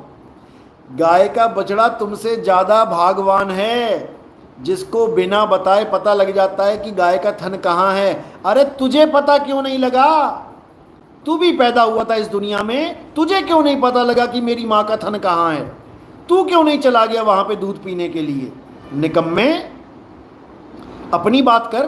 तू क्यों गुरु धारण कर रहा है काखा गा सीखने के लिए? गाय के बच्चे ने तो कभी स्कूल गया नहीं, बकरी का बच्चा कभी स्कूल गया नहीं, कुत्ते का बच्चा कभी स्कूल गया नहीं, वो तो घर पे रह के ही सब कुछ सीख गया। तू क्यों स्कूल गया का से कलम खा से खटमल सीखने के लिए? बता, तू क्यों दुकानों पे जाता है काम सीखने के लिए? तुझे भी सारा ज्ञान अपने आप हो जाना चाहिए। पंखा बांधना भी आ जाए तुझे, कार चलाना भी आ जाए तुझे, हीटर गीजर ठीक करना भी आ जाए तुझे, टीवी ठीक करना आ जाए तुझे, रेडियो खराब हो जाए तेरी हालत खराब हो जाएगी। खोल के अगर रख दिया जाए तेरे सामने रेडियो और तू बातें कर रहा है गाय के बछड़े की। शर्म आनी चाहिए, शर्म आनी चाहिए ऐसे लोगों को। ऐसे ही निकम्मों की वजह से लोग 84 में जाते हैं, ऐसे ही निकम्मे लोगों की वजह से। बिल्कुल गलत फहमी में मत रहना कि किसी को अपने से ज्ञान प्राप्त हो जाता है। अरे यहां रामकृष्ण जी ने अपने गुरु के चरणों में जाके ज्ञान प्राप्त किया, तुम रामकृष्ण जी से भी बड़े हो गए बेशर्मो। कबीर साहब कह रहे बिन गुरु ज्ञान ना उपजे, बिन गुरु कटे ना दोष। तुम कबीर साहब से भी बड़े हो गए हो बेशर्मो, शर्म करो। तुम जैसे लोगों के लिए मुझे अपना ये वाला रूप दिखाना पड़ता है। तुम जैसे लोग लातों के भूत हैं, बातों से नहीं मानते। तुम जैसों को ठीक करना पड़ता है, इसलिए नितिन दास को डंडा उठाना पड़ता है, लठ उठाना पड़ता है तुम जैसे निकम्मों को ठीक करने के लिए। बेशरम कहीं के, हमसे ही ज्ञान समझ के, हमारा ही ज्ञान सुन सुन के आज हमें कहते हैं कि हमें तो गाय के बछड़े की तरह ज्ञान हो गया। अरे निकम्मे, लैट्रिन करने के बाद पिछवाड़ा धोने का भी ज्ञान नहीं था, वो भी माँ धोती है, बाप धोता है। तुम परमात्मा को पाने की बात कर रहे हो कि बिना गुरु के ज्ञान हो गया, और एक वो नर्मदा हर कर रहा है, मेंढक बनेगा नर्मदा में जाके। वो कह रहा है मुझे ऐसा कोई गुरु ही नहीं मिला जो मुझे चाहिए था मुझे दे देता, तो मैंने सारे गुरु छोड़ दिए, अच्छी बातें छोड़ दिए। फिर क्या किया? कहता है मैं इतने ज्योतिर्लिंग घूम गया, इतनी शक्तिपीठ घूमने चला गया, फ्री का लंगर पाड़ने चला गया, फ्री का भोजन खाने के लिए दौड़ गया वहां पे। अरे निकम्मो, अगर शक्तिपीठ में जाके ज्ञान होता है, अगर मंदिरों में जाके ज्ञान होता है, तो तू क्यों सत्संग कर रहा है? तू लोगों को क्यों बता रहा है? तू क्यों गुरु बना बैठा है? गुरु घंटाल, लोगों को कहे कि तुम भी जाओ, जो मैंने किया वो तुम भी करो। जाओ शक्तिपीठ में जाओ, जाओ सारे ज्योतिर्लिंग जाओ, जाओ पहाड़ पे चढ़ जाओ, एवरेस्ट पे चढ़ जाओ, सारे हिमालय के दर्शन करके आओ। तू क्यों ज्ञान सुना रहा है लोगों को? इतने लोग शातिर बने बैठे हैं, इन लोगों को एक ही बार में रिजेक्ट करना है, बस ये पूछ के कि तुम्हारा कोई गुरु है कि नहीं है जिससे तुम्हें ज्ञान प्राप्त हुआ है। वहीं पर इन थूक चट्टुओं को, क्योंकि थूक चाटते हैं ये लोग लोगों का, यूट्यूब पे जितना भी बोला जा रहा है वही सुन सुन के गुरु बन के बैठे हुए हैं। इतना बुरा हाल है इन लोगों का, इतना बुरा हाल है। लेकिन बेशर्मों को शर्म नहीं है, गुरु चरणामृत की महिमा को नहीं जानता ये निकम्मा। कहता है तुझे पैर धो धो के पिला रहे हैं। अरे कृष्ण जी ने पैर धो के पिए सुदामा के, तू उसको भी कह दे पाखंडी है? इतना बेशर्म इंसान मैंने कभी जीवन में नहीं देखा, क्योंकि निगुरा है, निगुरा। निगुरा इंसान कभी गुरु चरणामृत की महिमा जान ही नहीं सकता। ये लिख के ले लो।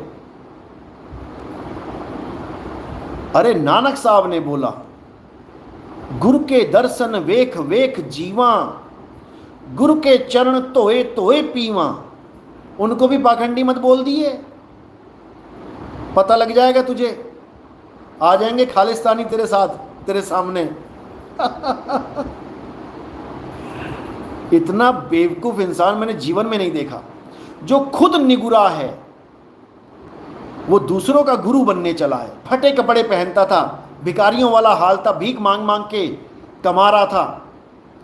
आज 4 पैसे आने लग गए तो लोगों को लालच दे रहा है कि आओ यहां आओ, मुफ्त भोजन दिया जाएगा। अपने फटे कपड़े पहनने का पैसा नहीं है इसके पास, और दूसरों को लालच दे रहा है कि मुफ्त भोजन मिलेगा यहां पे।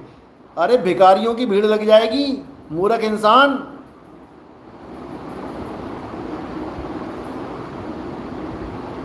बेवकूफ कहीं का।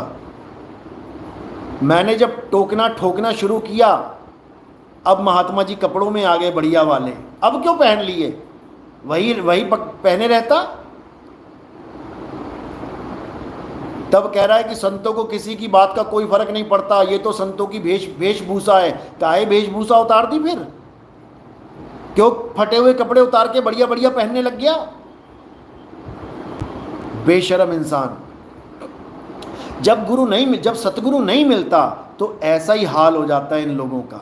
धोबी का कुत्ता, ना घर का ना घाट का। जो चरणामृत की महिमा नहीं जानता वो नदियों में मिलने वाला पूरे शहर का गू ही बोलेंगे उसको। पूरे शहर का जो लैट्रिन बाथरूम का सारा सामान नदियों में फेंका जा रहा है, वो पानी पी रहा है। कहता है उस पानी को पी के मुझे एनर्जी मिल जाती है। मिलेगी ना, लोगों की एनर्जी बह बह के आ रही है तेरे आश्रम के पास। जो लोग चीकू बादाम काजू किशमिश खा रहे हैं वो निकाल निकाल के नदियों में ही तो जा रहा है सारा, और तू पी पी के एनर्जी ले रहा है उसकी। तो क्या बड़ी बात है? ऐसे निकम्मे लोग हैं जो नदियों के गंदे जल को, अगर नदियों का गंदा जल नहीं है तो सीधी डायरेक्ट सप्लाई करके दिखाओ।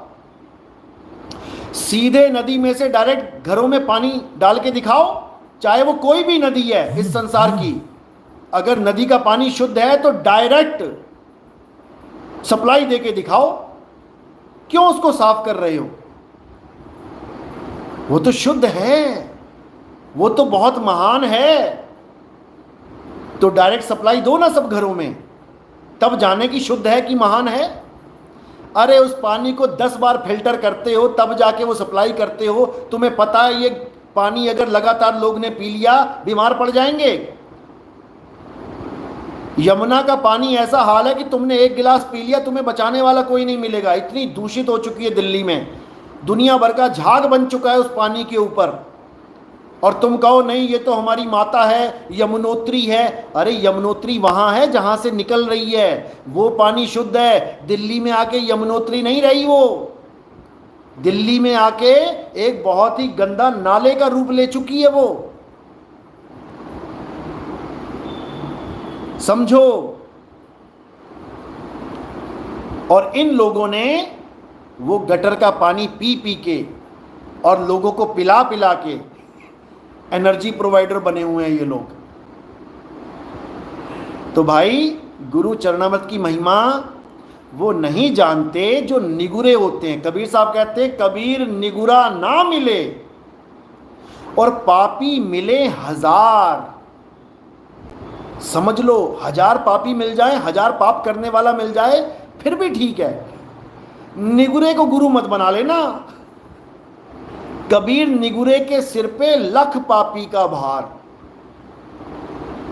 लाख पापों का भार होता है निगुरे के सिर पे, क्योंकि उसको कोई गुरु मिला ही नहीं, वो मुक्त हो ही नहीं सकता। जितने पाप किए हैं इस जन्म के, पिछले जन्म के, वो सब के सब पाप इसके भी सिर पे आएंगे और इसके चेलों के सिर पे भी आएंगे। समझ लो।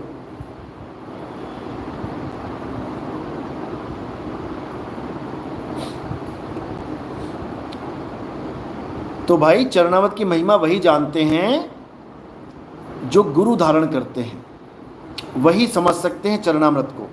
और जो ये कहते हैं कि कबीर साहब ने कभी चरणामृत नहीं दिया, उन निकम्मों को इतना भी नहीं पता, क्योंकि पहली बात तो उन्होंने कोई ग्रंथ तो पढ़ा नहीं होगा, बस जो मुंह में आया भौंक दिया। भौंकने वाले बहुत मिलेंगे, ग्रंथ पढ़ के बात करने वाले बहुत कम मिलेंगे। कबीर सागर पढ़ लो, चाहे कबीर बीजक पढ़ लो, चरणामृत की महिमा हर जगह है। जीवा और तत्वा ने भी ये प्रण किया था कि जिस गुरु के चरणामृत से ये सूखा, एक छोटी सी उन्होंने लकड़ी की डंडी लगाई थी, जमीन में गाड़ दी थी, और क्या प्रण लिया कि जिस गुरु के चरणामृत से ये सूखी डंडी हरी हो जाएगी, हम उसी को गुरु, उसी से चरणामृत ग्रहण करेंगे। तो उनको भी चरणामृत वहां पे दिया गया, धर्मदास जी को चरणामृत दिया गया, सब संतों को चरणामृत दिया गया। और वही चरणामृत की प्रथा आज भी कबीर पंथियों में भी चल रही है। और बहुत से जो कृष्ण जी, राम जी या किसी अन्य सत्संग को कोई कर रहे हैं, वो भी चरणामृत की महिमा जानते हैं, क्योंकि वो एक गुरु और शिष्य का मिलन है, वो मर्यादा है, वो चरणामृत एक मर्यादा है। बिना चरणामृत के, साहिब तो यहां तक बोल दिए कि चरणामृत को केवल पानी मत समझ लेना, वो चरण अमृत है, उससे तुम्हारे मन का नाश होगा। तुम किसी का चरणामृत ग्रहण नहीं कर सकते, अपने माँ बाप का भी चरणामृत नहीं लिया होगा आज तक आपने, जिन्होंने तुम्हें जीवन दान दिया है, उसका भी चरणामृत आपने आज तक नहीं लिया होगा। मैं गारंटी के साथ कह रहा हूं, कभी आपने अपने पिताजी या अपने माताजी के चरण धोके कभी उसको ग्रहण नहीं किया होगा, गारंटी के साथ कह रहा हूं मैं। लेकिन साहिब कह रहे हैं कि उनका भी चरणामृत किसी काम का नहीं होगा अगर ले भी लिया। क्यों? क्योंकि वो दुनिया में लाने का काम कर रहे हैं, और गुरु दुनिया से निकालने का काम कर रहा है। इसलिए गुरु के चरणामृत की महानता बताई गई है। इसको केवल पानी मत समझ लेना, अगर केवल पानी समझोगे तो कहते हैं अगला जन्म कुत्ते का बन जाएगा और नालियों में मुंह मारते फिरोगे। कोई इसको गंदा पानी समझ ले कि चरणों से छू गया, पैर के अंगूठे से पानी छू गया, गंदा हो गया। कहते हैं अगर इसको गंदा पानी समझ के ग्रहण कर लिया तो अगला जन्म कुत्ते का बनेगा, फिर कुत्ते की तरह गली गली में, नाली में मुंह मारते फिरोगे। और गुरु को मनुष्य मत समझ लेना कि तुम इसको मनुष्य समझ रहे हो कि मेरा गुरु ये है, शरीर बैठा हुआ है। अगर गुरु को मनुष्य समझ लिया, यानी ये शरीर समझ लिया, तो बेटा बहुत बड़े चक्कर में पड़ने वाले हो। ये शरीरों का जाल है, इस जाल को तोड़ना है, समझ लो। ये जो तुम्हारे सामने जो शक्ल दिखाई दे रही है, ये हार्ड मास की शक्ल है, ये मेरी शक्ल नहीं है कि कोई सोचने लग जाए कि मेरे गुरुजी की शक्ल है ये। तुम्हारे गुरुजी का स्वरूप ये नहीं है। तुम्हारे गुरुजी का स्वरूप वो है जिसका तुम्हें ज्ञान दिया जा रहा है, स्वरूप ज्ञान, समझ लो। और वो स्वरूप शब्द स्वरूप है, वो देह स्वरूप नहीं है। शब्द हमारा, तू शब्द का, अरे सुन मत जा सरक, जो चाहे निज रूप को शब्द ही ले परख। समझ लो अच्छे से, जो गुरु और शिष्य दोनों का स्वरूप है वो शब्द स्वरूप है, ना गुरु शरीर है ना चेला शरीर है। अच्छे से समझ लेना इसको। और जो इस बात को नहीं समझ पाया वो वापस आने की तैयारी कर लेना। इतना समझ लो, वापस आने की तैयारी कर लेना, आना पड़ेगा। क्योंकि जब तक तुम खुद को या अपने गुरु को शरीर मान के बैठे हो, तुम्हें आना पड़ेगा। इसलिए साहिब ने कहा, शब्द गुरु सुरत धुन चेला, मिले परस्पर भया अकेला। अरे ना कोई गुरु ना कोई चेला, तू उड़ जा हंस अकेला अकेला। समझ लो, गुरु धारण करना है ज्ञान लेने के लिए। गुरु क्या करता है? ज्ञान देके तुम्हें अकेला कर देता है कि अब किसी शरीर के चक्कर में नहीं पड़ना है। किसी शरीर को गुरु मत मान लेना, शरीर तो नाशवान है। उसको जानो जो अविनाशी है, जो सदा सदा अटल अचल अविनाशी है, जो कभी आहार विहार नहीं करता। समझा दो गाजीपुर वाले को, ये कंपनी बाग में घुमा रहा है परमात्मा को, कहता है तुम्हारी भी उंगली पकड़ के तुम्हें घुमाएगा। इस घन चक्कर के चक्कर में पड़े तो घूमते रह जाओगे 84 में। आत्मा अचल है, अडोल है। आत्मा अडोल ना डोलई, गुरु के सहज सुभाए। गुरु ग्रंथ साहब में वाणी आती है, आत्मा अडोल है, वो डोलती नहीं है कहीं। और ये निकम्मे आत्मा को भी विहार करवा रहे हैं, परमात्मा को भी विहार करवा रहे हैं।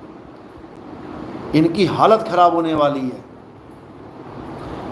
तो भाई समझो बात को।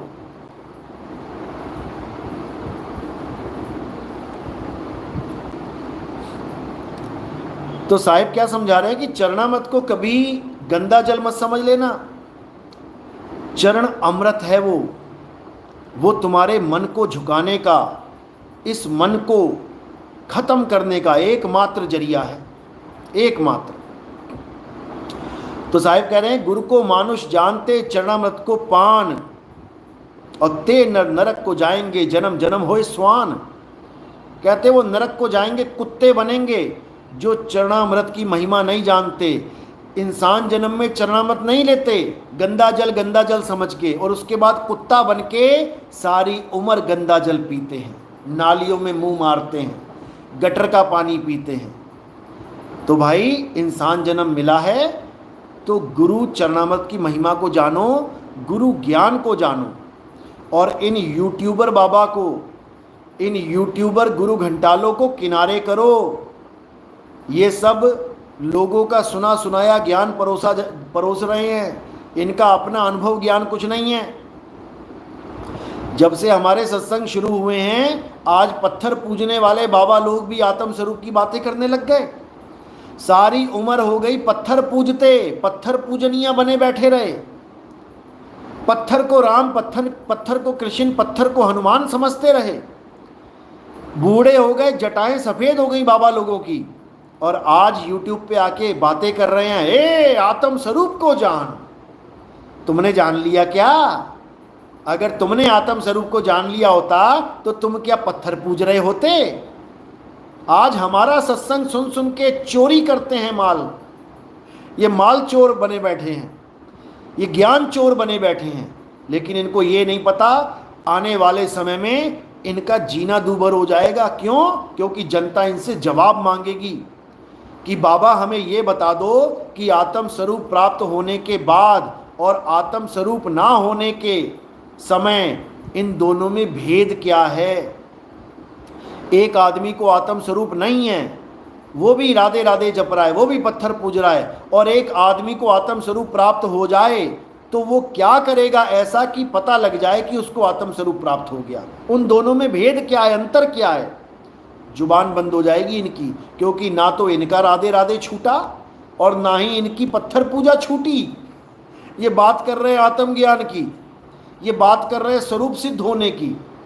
इनको सपने में भी नहीं पता लग सकता कि स्वरूप सिद्ध व्यक्ति का ज्ञान क्या होता है, स्वरूप सिद्ध व्यक्ति पूजा कैसे करता है, स्वरूप सिद्ध व्यक्ति अपने आप को किस स्वरूप में जानता है। ये कभी सपने में भी नहीं सोच सकते।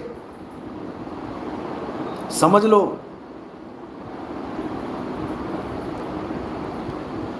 तो इन लोगों की हालत वो हो जाएगी धोबी के कुत्ते वाली, ना घर के ना घाट के, ना तो इनके अपने पत्थर की पूजा बचेगी इनके पास, और आत्मज्ञान तो वैसे ही नहीं है। यानी ना इधर के रहे बाबा ना उधर के। बहुत जल्दी ये समय आने वाला है, आपको सब समझ में आ जाएगा। तो ऐसे लोगों से पहले ही किनारा कर लेना चाहिए जो आपको ये बोल दे कि मेरा कोई गुरु नहीं है। अरे भैया, तो उसको क्यों गुरु बना रहे हो जिसका अपना कोई गुरु नहीं है? थोड़ी तो बुद्धि, थोड़ा तो विवेक यूज करो। जब उसका कोई गुरु नहीं है, उसको ज्ञान हो गया, तो तुम्हें भी हो जाएगा बिना गुरु के ज्ञान। तुम्हें गुरु बनाने की क्या जरूरत है? तुम क्यों वहां पे फ्री का लंगर खाने जा रहे हो? वो तुम्हें बुला रहा है, उसको तो यूट्यूब चैनल में सब्सक्राइबर बढ़ रहे हैं, उसको तो पैसा आ रहा है यूट्यूब से, तुम्हें क्या मिल रहा है? निगुरे को गुरु बनाओगे, कहते हैं निगुरु को गुरु बनाओ, ढोल बजा के नरक को जाओ। जो निगुरे को गुरु बनाता है वो ढोल बजा के नरक को जाता है, क्योंकि उसके पास ज्ञान होता ही नहीं है। जो खुद निगुरा है वो तुम्हें क्या ज्ञान देगा? इसलिए ऐसे निगुरे लोगों को अपने जीवन से दूर करो और गुरुमुखों की शरण में आओ। निगुरा मनमुखी होता है, क्योंकि वो मन के कहे चलता है। मन ने जो भी अनुभव दे दिया उसी को सत्य मान लेता है। अनुभव तो मन करवा रहा है, क्योंकि गुरु तो उसका है ही नहीं, तो वो मनमुखी हो गया। और गुरुमुख वो होता है जो किसी सिद्धांत से चलता है, जो मन के सिद्धांत से नहीं चलता। मन के मते न चालिए, मन है पक्का दूत। दो ही सिद्धांत हैं यहाँ पे, या तो गुरु के कहे पे चलो या मन के कहे पे चलो। तो जिनका कोई गुरु नहीं होता, जिनको गुरु से ज्ञान नहीं मिला होता, वो मन के गुलाम होते हैं, और मन का गुलाम मनमुखी साधना करवाएगा और घोर नरक में लेके जाएगा। तो ऐसे लोगों से बचना है, और जो गुरुमुख हैं उनकी संगत करनी है। अब गुरुमुख कई मिलेंगे, कई लोग कहेंगे हाँ हम भी वंश से चल रहे हैं, हमारी भी वंशावली है। वहाँ पर तुमने परख करनी है, क्योंकि गुरु गुरु में भेद है, और गुरु गुरु में भाव। सोई गुरु नित बंदिए, जो शब्द बतावे दाओ। अब वहाँ पर तुमने शब्द की परख करनी है कि कौन सा गुरु कौन सा शब्द दे रहा है। शब्द शब्द बहु अंतरे, सार शब्द मत लीजिए। और कहें कबीर जहां सार शब्द नहीं, धृग जीवन सो जीजे। धिक्कार है उस जीवन पे जहां सार शब्द की महिमा नहीं है। और इन कबाड़पंथियों ने, इन नकली कबीर पंथियों ने सार शब्द को पाखंड बता दिया, क्योंकि इनके पास खुद वो ज्ञान नहीं है जो कबीर साहब समझा रहे हैं। अरे सार शब्द गही बाची हो, मानो एतबारा। कबीर साहब कह रहे हैं कि सार शब्द ग्रहण करके ही तुम बचोगे। वो देव निरंजन तुम्हें फाड़ के खाएगा, तब केवल तुम्हें सार शब्द बचाएगा। और इन्होंने क्या बना दिया? सार शब्द निर्णय का नामा। बताओ कि साखी का निर्णय कर दो, उसका शब्दार्थ कर दो, भावार्थ कर दो, हो गया सार शब्द। अरे मूर्खों, कभी निर्णय करके भी केवल कथनी ज्ञान से भी किसी का पेट भरा है? कि कबीर वाणी का निर्णय कर दो कि इसका अर्थ क्या है, हो गया सार शब्द। अरे सार शब्द तुम्हारा स्वरूप है, सार शब्द तुम्हारा सत्य स्वरूप है। ये साखियों का निबेड़ा करना नहीं है सार शब्द, कि बन गए चौधरी, दो चार साखियां खोल के बन गए तुम सतगुरु, लिख दिया तुमने सार शब्द निर्णय का नामा। निर्णय का नामा नहीं है सार शब्द। सार शब्द तुम्हारा अपना स्वरूप है, सत्य नाम है सार। बूझो संत विवेक करी, उतरो भवजल पार। सतगुरु का उपदेश यही, सत्य नाम ही सार है, सत्य नाम ही सार शब्द है। और सत्य नाम कोई मंत्र नहीं है कि सतनाम सतनाम जप लिया हो गया सतनाम, कि दो चार साखियों के अर्थ कर दिए हो गया सतनाम। अरे सत्य नाम कोई नाम नहीं, ये है आपन रूप। और जो जाने इस भेद को पावे आप स्वरूप। वो अपने स्वरूप को प्राप्त करता है जो इस भेद को जान लेता है कि सतनाम क्या है। समझे? सतनाम है जो कुछ है, सतनाम के अलावा सब झूठ है, सब झूठे नाम हैं। चाहे वो कोई भी नाम हो, सब झूठे नाम है। क्यों? इंसान के द्वारा बनाए गए हैं, 52 अक्षरों के द्वारा बनाए गए हैं, लिखने और मेटने में आते हैं। ये सब झूठे नाम हैं। जो सच्चा नाम है वो लेखने मेटने में नहीं आता। इसलिए साहिब ने बोला है, गुरु ग्रंथ साहब में भी बोला कहते ओ अंकार आदि में जाना, लिखे और मेटे ताही ना माना। मैं उसको परमात्मा मानता हूं जो लिखने और मेटने में नहीं आता। यही गरीबदास जी कह रहे हैं। कह रहे 52 अक्षर लेख राम रंग होरी हो, वो अक्षर या में नाही राम रंग होरी हो। अरे कागज कलम कलेस, कागज कलम कलेस, कलेस है ये भगवान के नाम नहीं है, तेरी जान को कलेस है।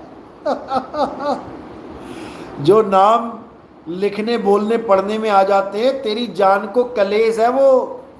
कागज कलम कलेस राम रंग होरी हो, रहा शेष का शेष राम रंग होरी हो। लेकिन ये बात सबके समझ में नहीं आती, सबके समझ में नहीं आती। और इन निगुरों को गुरु बना के अपना जन्म बर्बाद कर जाते हैं, बर्बाद कर जाते हैं। किसी को कोई फर्क नहीं पड़ने वाला, फर्क तुम्हें पड़ेगा। गुरु को कोई फर्क नहीं पड़ता, फर्क चेले को पड़ता है।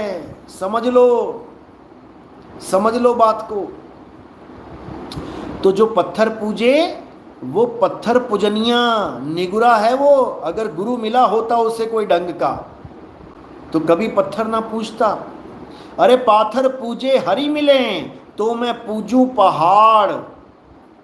एक बाबा तो पहाड़ की पूजा करने लग गया, बताओ। कहते हैं हमारे यहाँ तो पहाड़ की पूजा होती है। भाव नहीं पकड़ पाया। अरे पाथर पूजे हरि मिले तो मैं पूजू पहाड़, और वासे ये चाकी भली जो पीस खाए संसार। उससे अच्छी तो ये चक्की है जिसकी सब पूजा कर रहे हैं। अगर वो चक्की ना हो गांव में, ना हो शहर में, भगदड़ मच जाए।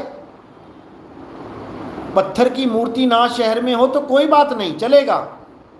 लेकिन पत्थर की चक्की शहर में ना हो, सारी पत्थर की चक्कियां टूट जाएं, सारी गेहूं पीसने की चक्कियां खराब हो जाएं, सारी चक्कियों पे ताले लग जाएं, तुम्हें समझ में आ जाएगा सबसे बड़ी प्रॉब्लम क्या है दुनिया में।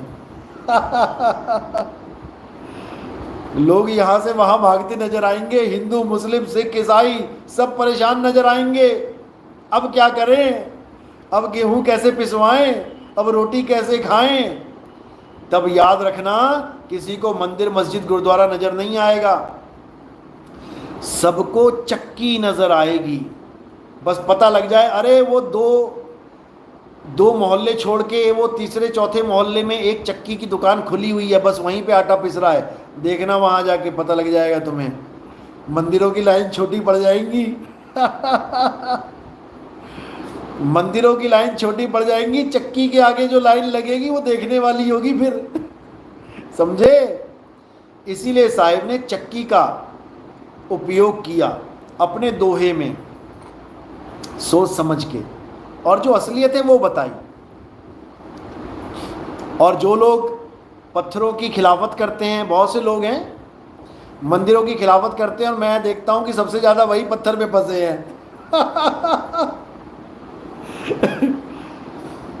जो पत्थरों की मूर्तियों की खिलाफत करते हैं वही लोग सबसे ज्यादा पत्थरों में फंसे हैं। चाहे वो नकली कबीरपंथी हो, जो राम जी कृष्ण जी की पत्थरों की खिलाफत करते हैं कि नहीं उनकी मूर्ति नहीं पूजनी है, वही सबसे ज्यादा पत्थर पुजवाते हैं कबीर साहब की मूर्ति बना बना के। और ये जो अपने बहुजन समाज वाले जो भाई लोग हैं, भगत लोग हैं, वो भी पत्थरों की पूरी खंडन करते हैं कि पत्थरों में क्या रखा है पत्थरों। और सबसे ज़्यादा अंबेडकर जी की मूर्तियां ये बनवाते हैं, चौक चौक पे पत्थर फिट करवा देते हैं। अरे भाई वो भी पत्थर की मूर्ति है, वो भी किसी को ज्ञान नहीं दे रही है। पत्थर की मूर्ति से किसी को ज्ञान नहीं होगा।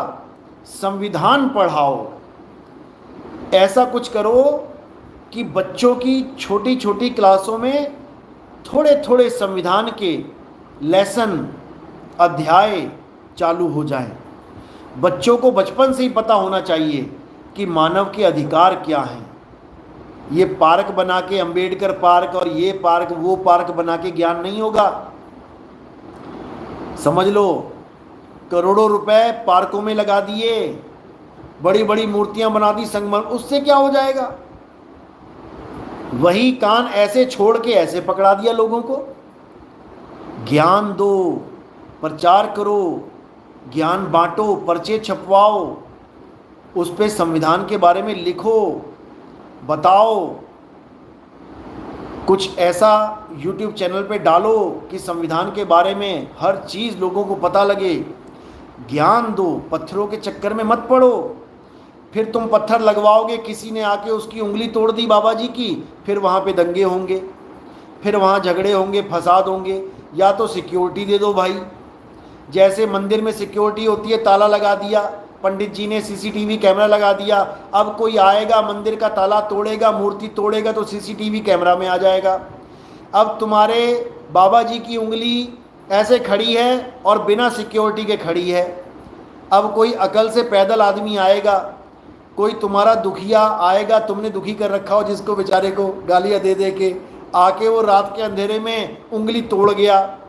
अब वो तो उंगली तोड़ गया और तुम लोगों के सिर तोड़ दोगे, उसके बाद दंगे होंगे, फसाद होंगे, उसका क्या फायदा?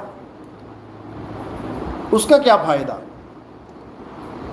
क्योंकि अपनी बनाई हुई मूर्ति की उंगली बहुत इंपॉर्टेंट है, और परमात्मा की बनाई उंगली की मूर्ति, ये जो मूर्ति की उंगली है, इसकी कोई इंपॉर्टेंस नहीं रहेगी। फिर ऐसी पता नहीं कितनी उंगलियां तोड़ी जाएंगी, कितने सर तोड़े जाएंगे, कितनों का खून बहाया जाएगा, फिर वो सब जायज़ हो जाएगा। लेकिन हमारी बनाई मूर्ति की उंगली मत तोड़ देना। फिर जिन जीवित आदमियों के लिए संविधान बनाया गया है, वो जीवित आदमी जीवित नहीं दिखाई देंगे, फिर उनको तोड़ो फोड़ो। और पत्थर की मूर्ति के पीछे जिंदा लोगों को हॉस्पिटल भर्ती करवा दिया जाएगा। ये पत्थर की महिमा है भाई, ये पत्थर की महिमा है।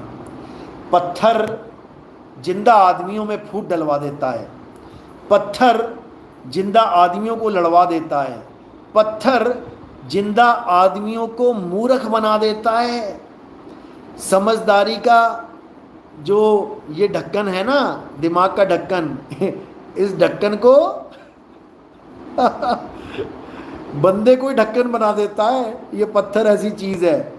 इसलिए ऐसे भगवान की पूजा करो, ऐसे गुरु की शरण में आओ जो पत्थर है ही नहीं, उसकी उंगली कौन तोड़ेगा? जो शरीर है ही नहीं, उसका सिर कौन काटेगा? तो बात इतनी सी है भाई, समझ में आ गई तो बहुत अच्छी बात है, नहीं तो ठीक है, पत्थरों से ही भगवान मिलेगा, पत्थरों से ही ज्ञान मिलेगा, तो बांटते चलो, पत्थर फोड़ते रहो, खोपड़ा पत्थर में मार मार के। साईं बंदगी सतनाम। तो भाई शरीरों से ऊपर उठो और आत्मा को जानो, आत्म तत्व सब में विराजमान है। वो असली राम, आत्म राम सब में विराजमान है। तुझ में राम, मुझ में राम, और सब में राम समाया। सबसे कर लो प्रेम, जगत में कोई नहीं पराया। समझ लो, वो राम सब में विराजमान है। बस उस राम का भेद बताने वाला मिल जाए और ऑथराइज्ड पर्सन मिले। ये निगरों के चक्कर में नहीं पड़ना है, इधर से ज्ञान चोरी कर लिया, उधर से ज्ञान चोरी कर लिया, बन गए, बैठ गए बाबा जी और यूट्यूब पे आ गए। ऐसे ज्ञान नहीं होता है, ऐसे मुक्ति नहीं होती है। अनुभव ज्ञान बिना सब झूठा, झूठी हाट लगाई। समझ लो, निःकलंक गुरु संदेश, वाह दयाल जी वाह। आप मेरे नसीब में आए, मैं कोयले से हीरा हो गया। आपको बंदगी साहिब जी। देखो, कोयले से हीरा सबने होना है, क्योंकि इंसान जन्म मिला ही इसीलिए है। गागा से हंसा किया करत न लागी वार। गागा से हंसा होना ही है सबने, तभी जीवन सुधरेगा, नहीं तो नहीं सुधरेगा।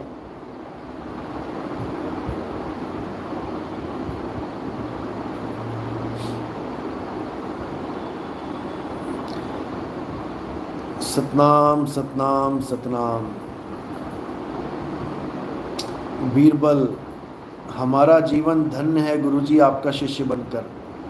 अच्छी बात है, शिष्य बनना ही चाहिए, किसी ना किसी के शिष्य जरूर बनो। निगुरा तो रहना ही नहीं चाहिए जीवन में। जो निगुरे चले जाते हैं जीवन में, वो घर के ना घाट के धोबी के कुत्ते वाला हाल हो जाता है उनका। याद रखो, किसी ना किसी के शिष्य जरूर बनो, यानी किसी ना किसी स्कूल में जरूर एडमिशन ले लो, चाहे वो कोई भी स्कूल हो, सरकारी हो, प्राइवेट हो, कोई भी हो, एक बार शिष्य जरूर बन जाओ। जैसे ही एलकेजी यूकेजी में आ जाओगे, अपने आप परमात्मा आगे का रास्ता खोलने लग जाएंगे।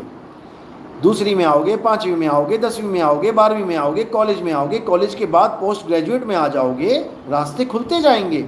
और तुम कभी एडमिशन ही ना लो किसी स्कूल में, तो भैया अनपढ़ आए, अंगूठा छाप आए, अंगूठा छाप ही बन के चले गए, उसका कोई फ़ायदा नहीं है। छोटी से छोटी क्लास में भी आने के बाद तुम्हें यह फ़ायदा हो जाएगा कि तुम्हें कोई अंगूठा छाप नहीं कहेगा, तुम अपना नाम लिखना जरूर सीख जाओगे।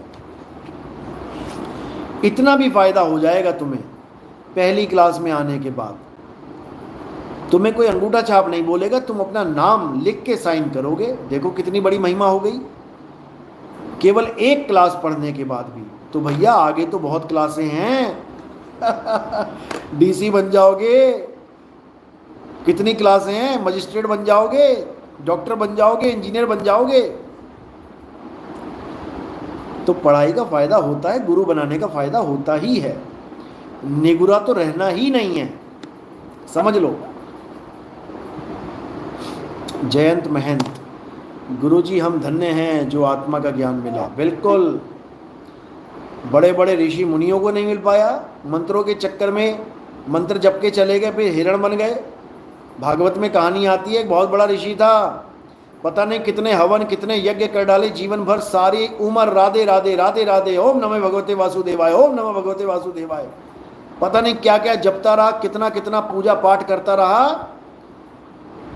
फिर क्या हुआ, हिरण आ गया एक आश्रम में, उस हिरण से प्यार कर बैठा। कोई बुराई थोड़ी नहीं है, प्यार करना ही चाहिए जानवरों से भी, लेकिन वो प्यार इतना महंगा पड़ गया उसको कि अंत समय में भी हिरण को याद करने लगा और हिरण की योनि में चला गया। बताओ, सारी उम्र की राधे राधे राधे राधे, सारी उम्र की जय श्री राम जय श्री राम, सारी उम्र की ओम नमः भगवते वासुदेवाय, सारी उम्र के हवन यज्ञ, सारी उम्र की तपस्या धरी की धरी रह गई और हिरण की योनि में चला गया। बताओ क्या फायदा हुआ। और तुम क्या सोच रहे हो, तुम्हें मुक्ति मिल जाएगी ऐसे राधे राधे करने से? मुक्ति मिल जाएगी? घर में कुत्ता पाल रखा है, कुत्ते से इतना मोह है, कुत्ते को दुखी नहीं देख पा रहे हो, कुत्ते को हर टाइम सही खाना, सही शैम्पू, पानी, नहलाना, सब कुछ, कुत्ते की पूरी परवाह। यूट्यूब चैनल पे भी कुत्ते को डाल के कुत्ता कुत्ता हो रहा है, तो अगला जन्म बेटा कुत्ते का ही मिलने वाला है भले सारी उम्र राधे राधे करते रह जाना, सारी उम्र अल्लाह अल्लाह करते रह जाना, सारी उम्र वाहिगुरु वाहिगुरु करते रह जाना, सारी उम्र कबीर कबीर भी करोगे और कुत्ते में ध्यान रहा तो मेरे भाई कुत्ता ही बनोगे, याद रखना इस बात को। तो इसलिए सबसे जरूरी है कि मेरा ध्यान कहाँ होना चाहिए। मुंह पे भले नाम हो ना हो, कभी जीवन में राधे राधे ना बोलो, कभी जीवन में अल्लाहू अल्लाहू ना बोलो, कभी जीवन में राम राम ना बोलो, कभी जीवन में कबीर कबीर ना कहा हो, कभी जीवन में वाहिगुरु वाहिगुरु ना कहा हो, लेकिन ध्यान कहाँ हो इसका ज्ञान जरूरी है, इसका ज्ञान जरूरी है। क्योंकि ध्यान की वजह से ही तुम्हारा गमन होगा। याद रखना, जहां आसा तहां वासा, जहां होगा ध्यान वही होगा अंजाम। ध्यान होगा हिरण में तो हिरण की योनि में जाओगे, ध्यान होगा कुत्ते में तो कुतिया की योनि में जाओगे, ध्यान होगा गाय में तो गाय की योनि में जाओगे, ध्यान होगा बंदरों में, कई बंदरों को भी खूब खिलाते हैं, खूब खिलाते हैं, दिन रात बंदर बंदर बंदर बंदर बंदर, तो बेटा बंदर की योनि में जाने की तैयारी करो याद रखो, अच्छी बात है, सेवा करना चाहिए, लेकिन ध्यान कहाँ हो, ये बहुत जरूरी है। गुरु ग्रंथ साहब में इसका खुलासा किया गया है। अरे धुन में ध्यान, ध्यान में जाना, गुरमुख अकत कहानी। ये अकत कहानी है, ये राधे राधे श्याम मिला दे, ये वाहेगुरु वाहेगुरु वाहेगुरु, ये कबीर कबीर कबीर, ये अल्लाहू अल्लाहू, ये कहानी नहीं है, ये कथनी बदनी वाली कहानी नहीं है। गुरमुख अकथ कहानी, अकथ है ये कथी नहीं जा सकती। याद रखना इस बात को।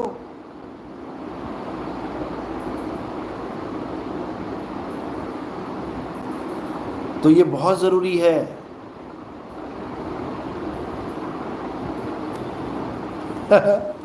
कृष्ण करीम, मालिक आपने भी बहुत लोगों को गुरु बना दिया है। ये ज्ञान सुन सुनकर बहुत गुरु बन गए हैं, बनते ही जा रहे हैं। देखो, इशारा मैंने पहले ही कर दिया था कि ये एक जन्म है। अब या तो तुम गुरु बन जाओ या चेले बन जाओ, एक ही जन्म है। साहिब कह रहे जो मिला सो गुरु मिला, चेला मिला ना कोई। और गुरु की भक्ति छोड़ के मुक्ति कहाँ से होए। अब ये जो गुरुवाई का कीड़ा होता है ये बड़ा खतरनाक होता है। ये देखो, कीड़ा जहां भी लग जाए, आप बढ़िया से बढ़िया फल लेके आओ जो बाहर से एकदम फ्रेश दिखाई दे रहा है, और पूरा दाम दे के आ रहे हो उसका, पूरा दाम, और जैसे ही तुमने उस फल को काटा या उसको चीर के देखा, अंदर कीड़े ही कीड़े हैं, कीड़े ही कीड़े हैं, तो अब फल की कीमत क्या रही। अब उस जो फल की कीमत है वही इन गुरुआ लोगों की कीमत है, क्योंकि इनके अंदर भी कीड़ा लगा हुआ है। गुरुवाई का कीड़ा, जिसके अंदर गुरुवाई का कीड़ा लग गया वो डस्टबिन में जाएगा। भले तुम 100 रुपए दे के आए हो उस फल के, लेकिन अंदर कीड़े हैं तो मेरे भाई वो डस्टबिन में ही जाएगा। और डस्टबिन हमारी वाली एक नहीं है, 84 लाख डस्टबिन है। इतना समझ लो, इतना समझ लो। ये साहिब का संदेश है, मेरा संदेश नहीं है। ये साहिब ने बोला है जो मिला सो गुरु मिला, चेला मिला ना कोई, क्योंकि मुक्ति चेले की होती है, गुरु की मुक्ति नहीं होगी। याद रखना, मुक्ति चेले की होती है। चेला बनो, गुरु के कहे में रहो, मुक्ति होगी। आज हमें भी जो भेष मिला है गुरु के कहने में मिला है, बिना गुरु के नहीं लिया हमने भेष। ये भी गुरु की रजा में रहना है, गुरु के कहने में रहना है। और नितिन दास ने ये पहले ही समझा दिया है तुम्हें कि अब इसके बाद हमारे पंथ में गुरुवाई नहीं चलेगी। हमारे पंथ में सब चेले बनेंगे, चेला बन के भक्ति करेंगे, मुक्ति को प्राप्त करेंगे। गुरु की जरूरत ही नहीं बचेगी। गुरु की जरूरत तब होती है जब तुम्हें ज्ञान ना पता हो, ज्ञान लेने की गुरु की। अरे जब सारा ज्ञान खोल दिया जाएगा तो किसी गुरु की जरूरत है ही नहीं। जो ज्ञान खोला गया है उस ज्ञान को धारण करके तुमने रहनी गहनी में आ जाना है, मुक्ति हो जाएगी। इसीलिए साहिब ने कहा सब पंथ मेट के एक पंथ चलाऊं। साहिब को कहने की क्या जरूरत है। वो क्यों कह रहे हैं कि अब सारे पंथों को मेट के एक पंथ चलाया जाएगा। इसका मतलब वो भी इनडायरेक्टली यही समझा रहे हैं कि अब किसी गुरु की जरूरत नहीं रहेगी तुम्हें। अब ये काया माया का खेल नहीं चलेगा। जब आएगा बीसम बीसा ना रहेगा, ईसा ना रहेगा, मूसा राज करेगा जगदीसा। ऐसे ही नहीं बोला गया है। और अगर कोई अभी भी गुरुवाई के चक्कर में सोच रहा है कि मैं भी गुरु बन जाऊं, कई तो ऐसे चेले हैं मुझसे बिना पूछे दाढ़ी बढ़ा के, बाल बढ़ा के, सफेद चोले पहन लिए उन लोगों ने। हमारे ही चेले ऐसे हैं। अब ये क्या है, कीड़ा, कीड़ा लग गया। और जिसके कीड़ा लग गया वो डस्टबिन में गया, समझ लो। जिसके कीड़ा लग गया वो डस्टबिन में गया, उसको कोई बचाने वाला नहीं है, नहीं है, नहीं है। समझ लो।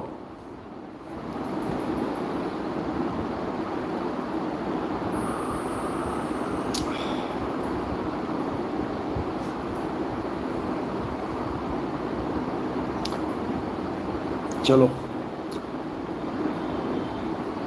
2 घंटे होने वाले हैं।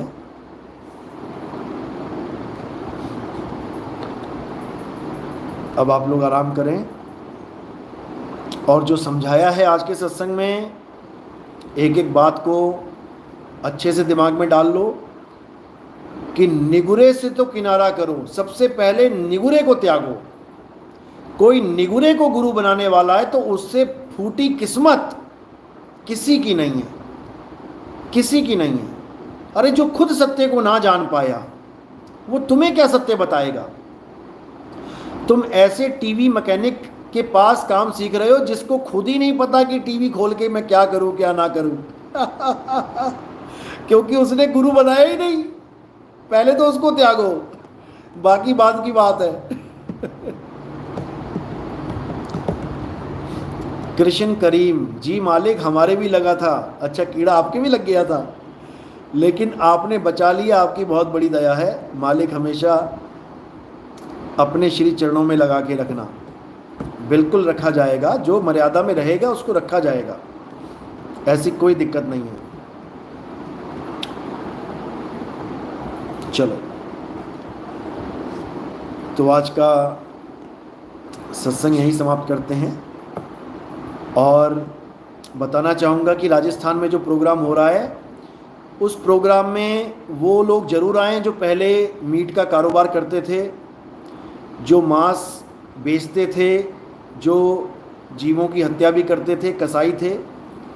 उन लोगों को विशेष सम्मान दिया जाएगा, अगर आ सकते हैं तो। नहीं तो कोई बात नहीं। संदेश हमारा यही है कि अब जो कसाई हैं उनको भी ये मूल ज्ञान उन तक भी पहुँचे, अच्छे लेवल में पहुँचे। तो कोई भी प्रचार करता हुआ अगर कोई भी कसाई की दुकान आपको मिलती है तो आप वहाँ पे ज़रूर पर्चा दें। और जो मैंने कहा था कि जीवों को बचाना भी है कसाईयों से, वो भी ज़रूर करें। कोई भी त्यौहार आता है तो कम से कम 500, 700, 1000 रुपए के जीवों को खरीदें और उनको वापस पानी में डाल दें, या फिर जहाँ पर वो रहते हैं वहाँ पर उनको छोड़ दिया जाए, ताकि वो अपना जीवन प्राकृतिक तौर पे जी सकें। इसमें कोई बुराई नहीं है भाई। जो लोग इसका मजाक उड़ाते हैं उनकी बुद्धि जिस लेवल की है लोग समझते हैं, उनको मजाक उड़ाने दो। लेकिन हमने बंदी छोड़ के बताए हुए मार्ग पे चलना है। बंदी छोड़ का मतलब होता है बंधनों से छुड़ाने वाला। हम बंधनों से छुड़ाएंगे नहीं तो हमें कौन छुड़ाएगा। जो जिसके समर्थ में है वो अपना कार्य निभाता चले। बंधनों से छुड़ाना भी हमारा ही काम है। जिन जीवों को हम छुड़ा सकते हैं हम छुड़ाएंगे। जैसे जैन समाज के लोगों ने पिछले साल बकरीद में बहुत बड़ा पुण्य का काम किया। उन्होंने कई बकरों को वहाँ से आज़ाद किया और उन बकरों को उन्होंने पाल लिया। मैं नहीं कहता कि आप लोग भी बकरों को आज़ाद करवा के पालो, क्योंकि उसको पालने में भी एक जिम्मेदारी बन जाती है। ठीक है, जैन समाज ने जिम्मेदारी उठाई, अच्छी बात है। लेकिन आप एक काम कर सकते हैं कि आप देखो, मारने वाले से बचाने वाला बड़ा होता है, पहले तो ये समझ लो। और अगर बचाने वाला ये सोचने लग जाए कि अरे इससे क्या हो जाएगा, तो मारने वाला और बचाने वाला एक बराबर हो जाएंगे। फिर कभी ये नहीं सोचना कि मैं इनको बचा लूँगा तो क्या हो जाएगा। उनको जीवन मिलेगा, उनको असहनीय दर्द से छुटकारा मिलेगा। परमात्मा देखेगा कि तुम उन जीवों को बचा रहे हो। परमात्मा तुम पे नज़र करेगा, तुम पर दया करेगा। तुमने उन जीवों को बचाया है, परमात्मा तुम्हें बचाएगा, मालिक दया करेंगे। तो ये बहुत ज़रूरी है, इसको भी अपने आचरण में लेके आना है। आप देखेंगे राजस्थान में ही एक समाज है, विश्नोई समाज। देखो कितना प्रेम करते हैं वो जीवों से। आप अनिल विश्नोई जी की, उनके बारे में जानेंगे, आप हैरान हो जाएंगे। बंदे ने अपनी जान की फिक्र किए बिना सैकड़ों जीवों को, हिरणों को बचाया। बहुत बड़ी बात है, ऐसे लोगों का सपोर्ट करना चाहिए। और जब मैं इस बार राजस्थान जाऊंगा तो मैं स्पेशल उनको मिल के आऊँगा, उनके गांव में। और वहाँ पर उनके गुरुजी का एक मंदिर भी है, उस मंदिर में भी जाएंगे, पूरे भाव से जाएंगे। ठीक है, हम मंदिरों का हम पक्ष नहीं लेते, लेकिन ठीक है, जिसकी जहाँ आस्था है हमें उसको भी देखना पड़ेगा। ठीक है, आत्मज्ञान की बात अलग है। तो जिन्होंने उस समाज वालों को इतना प्रेम करना सिखाया, सोचो वो गुरु कितना प्रेमी होगा। तो ज़रूर उनके स्थान पे जाएंगे, उनसे मिलेंगे और उनको सपोर्ट भी करेंगे, और मिल के ये काम करेंगे जीवों की रक्षा का। क्योंकि जब एक से एक मिल जाता है तो 11 हो जाते हैं। और भी जो लोग जीवों की रक्षा का कार्य कर रहे हैं, उनसे भी मेरा पूरा प्रोग्राम है मिलने का, उनसे भी मिला जाएगा। जिसमें कई लोग ऐसी संस्था चला रहे हैं जिसमें जिन जानवरों के कीड़े पड़ जाते हैं, जो बेचारे जीने से, मरने से बुरी हालत हो जाती है, मौत से भी बुरी हालत बदतर हो जाती है, उनकी सेवा कर रहे हैं, उनको भी हम सपोर्ट करेंगे, बिल्कुल करेंगे। तो ऐसे लोगों को भी हाईलाइट करेंगे। और बताना चाहूँगा कि अब 2025 में एक बहुत बड़ा मुहिम चलने वाला है प्रचार सेवा का। जो भी हमारा कोई भगत है जो अब संसार में, यानी अपने घर में, गृहस्थी में वो नहीं रहना चाहता और परमात्मा के नाम पे अपने जीवन को अर्पण करना चाहता है, तो वो हमारे साथ जुड़ सकता है इस मुहिम में, प्रचार प्रसार के मुहिम में। उनको पूरा सपोर्ट किया जाएगा और पूरे देश में प्रचार प्रसार में उनको लगाया जाएगा। गली गली में प्रचार सेवा होगी और उनका पूरा इंतज़ाम भी किया जाएगा, हर चीज़ की जाएगी। तो जो भी कोई अपनी गृहस्थ को, गृहस्थ का मतलब ये नहीं कि तुम अपने बीवी बच्चे छोड़ के आ जाओ, ऐसा बिल्कुल नहीं करना है। ऐसा ना हो कि तुम अपने पति को छोड़ के, अपने घर वालों को, अपने सास ससुर को छोड़ के तुम सोचो कि इधर आ जाएं, ऐसा बिल्कुल नहीं है। अगर कोई आना भी चाहेगा तो अपने घर वालों की रजामंदी से, अपने घर वालों से पूछ के, अगर कोई प्रचार में योगदान सेवा करना चाहता है, अगर कोई एकांत जीवन जीना चाहता है, यानी गृहस्थी में नहीं जाना चाहता, क्योंकि बहुत से फ़ोन आते हैं कि गुरुजी मैं शादी नहीं करना चाहता। अच्छी बात है, नहीं करना चाहता, और अगर कर भी ले तब भी अच्छी बात है, क्योंकि धारा तो दोनों भली, क्या गिरही बैराग, गिरही दासा तन करे बैरागी अनुराग। दोनों ही मार्ग बिल्कुल सही हैं, भक्ति कर सकते हैं। लेकिन अगर कोई इस मुहिम में, इस युग परिवर्तन में तन मन धन से समर्पण करना चाहता है, तो 2025 में एक बहुत बढ़िया मुहिम चलने वाला है, जो गांव-गांव और शहर-शहर में पूरी जागृति लेके आएगा। और देखते देखते कलयुग में सतयुग की स्थापना कर दी जाएगी। कलयुग में सतयुग स्थापित हो जाएगा देखते ही देखते। तो अगर उसमें कोई आना चाहता है जो बिल्कुल जिम्मेदारियों से मुक्त है, जिसके ऊपर घर की कोई जिम्मेदारी नहीं है, जो बिल्कुल मुक्त है, अगर वो आना चाहता है, आ सकता है। सबसे पहले तो मुझे इन्फॉर्मेशन आपने देनी है कि मैं तैयार हूँ, तो उन लोगों को इस सेवा में लगाया जाएगा। ऐसा नहीं कि आपको बैठे बिठाए सब कुछ मिलेगा, काम भी करेंगे, आपसे काम भी लेंगे और आपको काम पे लगाया भी जाएगा। यानी दुनियादारी का भी काम करेंगे और अध्यात्म का भी काम करेंगे, दोनों में निपुण करेंगे आपको। जो यहाँ पे निपुण हो जाएगा, जो इंडिया में अच्छा काम करके दिखाएगा, अच्छा प्रचार भी करेगा, सब कुछ बढ़िया होगा, उसको विदेशों में भी मौका दिया जाएगा। क्योंकि मैं विदेशों में जो जाता हूँ, मैं यही सेटअप देखता हूँ कि कहाँ से कैसे, कहाँ प्रचार करना है, कहाँ कमाई का ज़रिया होगा, कैसे भक्तों को यहाँ पहुँचाएंगे। वो काम भी करेंगे और वो प्रचार भी करेंगे, क्योंकि विदेशों में भी एक बहुत ही बड़े लेवल पे प्रचार करना है। तो जो भी आना चाहता है वो पहले मुझे इन्फॉर्मेशन दे। उसके बाद छटनी करेंगे कि कौन इस लायक है, कौन इस लायक नहीं है। जो हमें लगेगा कि हाँ ये बंदा परफेक्ट है, प्रचार प्रसार में भी और काम काज में भी, काम भी करवाया जाएगा। ये मत समझना कि आश्रम वाला हाल है कि आए बैठे और लंगर पाड़ा और चले गए, ऐसा काम नहीं है। तुम्हें इस लायक भी बनाया जाएगा कि तुम अपने पेट का धंधा भी करोगे, और इस लायक भी बनाए, यानी स्वार्थ और परमार्थ दोनों में निपुण किया जाएगा। तो यहाँ पर पूरे अच्छे से समझाया जाएगा, और जब बहुत निपुण हो जाओगे 2 साल 4 साल 5 साल में, तो आपको विदेशों में भी मौका मिलेगा, और आप वहाँ पर जाके भी, जो मैं लोगों को मिलता हूँ, एक पूरा प्लेटफॉर्म तैयार किया जाएगा, वहाँ पे जाके भी आप प्रचार कर पाएंगे। तो जो भी करना चाहते हैं, इस मुहिम में शामिल होना चाहते हैं, वो मुझे मैसेज कर सकते हैं। मेरा नंबर है 9256111007, 9256111007। तो आप इस पे संपर्क करें, मैसेज करें, और आपने मैसेज करने के बाद क्या लिख देना है, आपने ये लिखना जरूर है। क्या लिखना है? बिना स्पेस दिए ABCD, बस ये 4 अक्षर लिखने हैं, बिना स्पेस दिए ABCD, ये लिख के टाइप करके भेज देना है मेरे व्हाट्सएप पे, ताकि मैं जैसे ही ABCD को सर्च करूं तो आप लोगों के मैसेज मेरे सामने आ जाएं। क्योंकि हज़ारों मैसेज आते हैं, रोज़ के हज़ारों मैसेज आते हैं, मैं नहीं देख पाता हूं इतने मैसेज।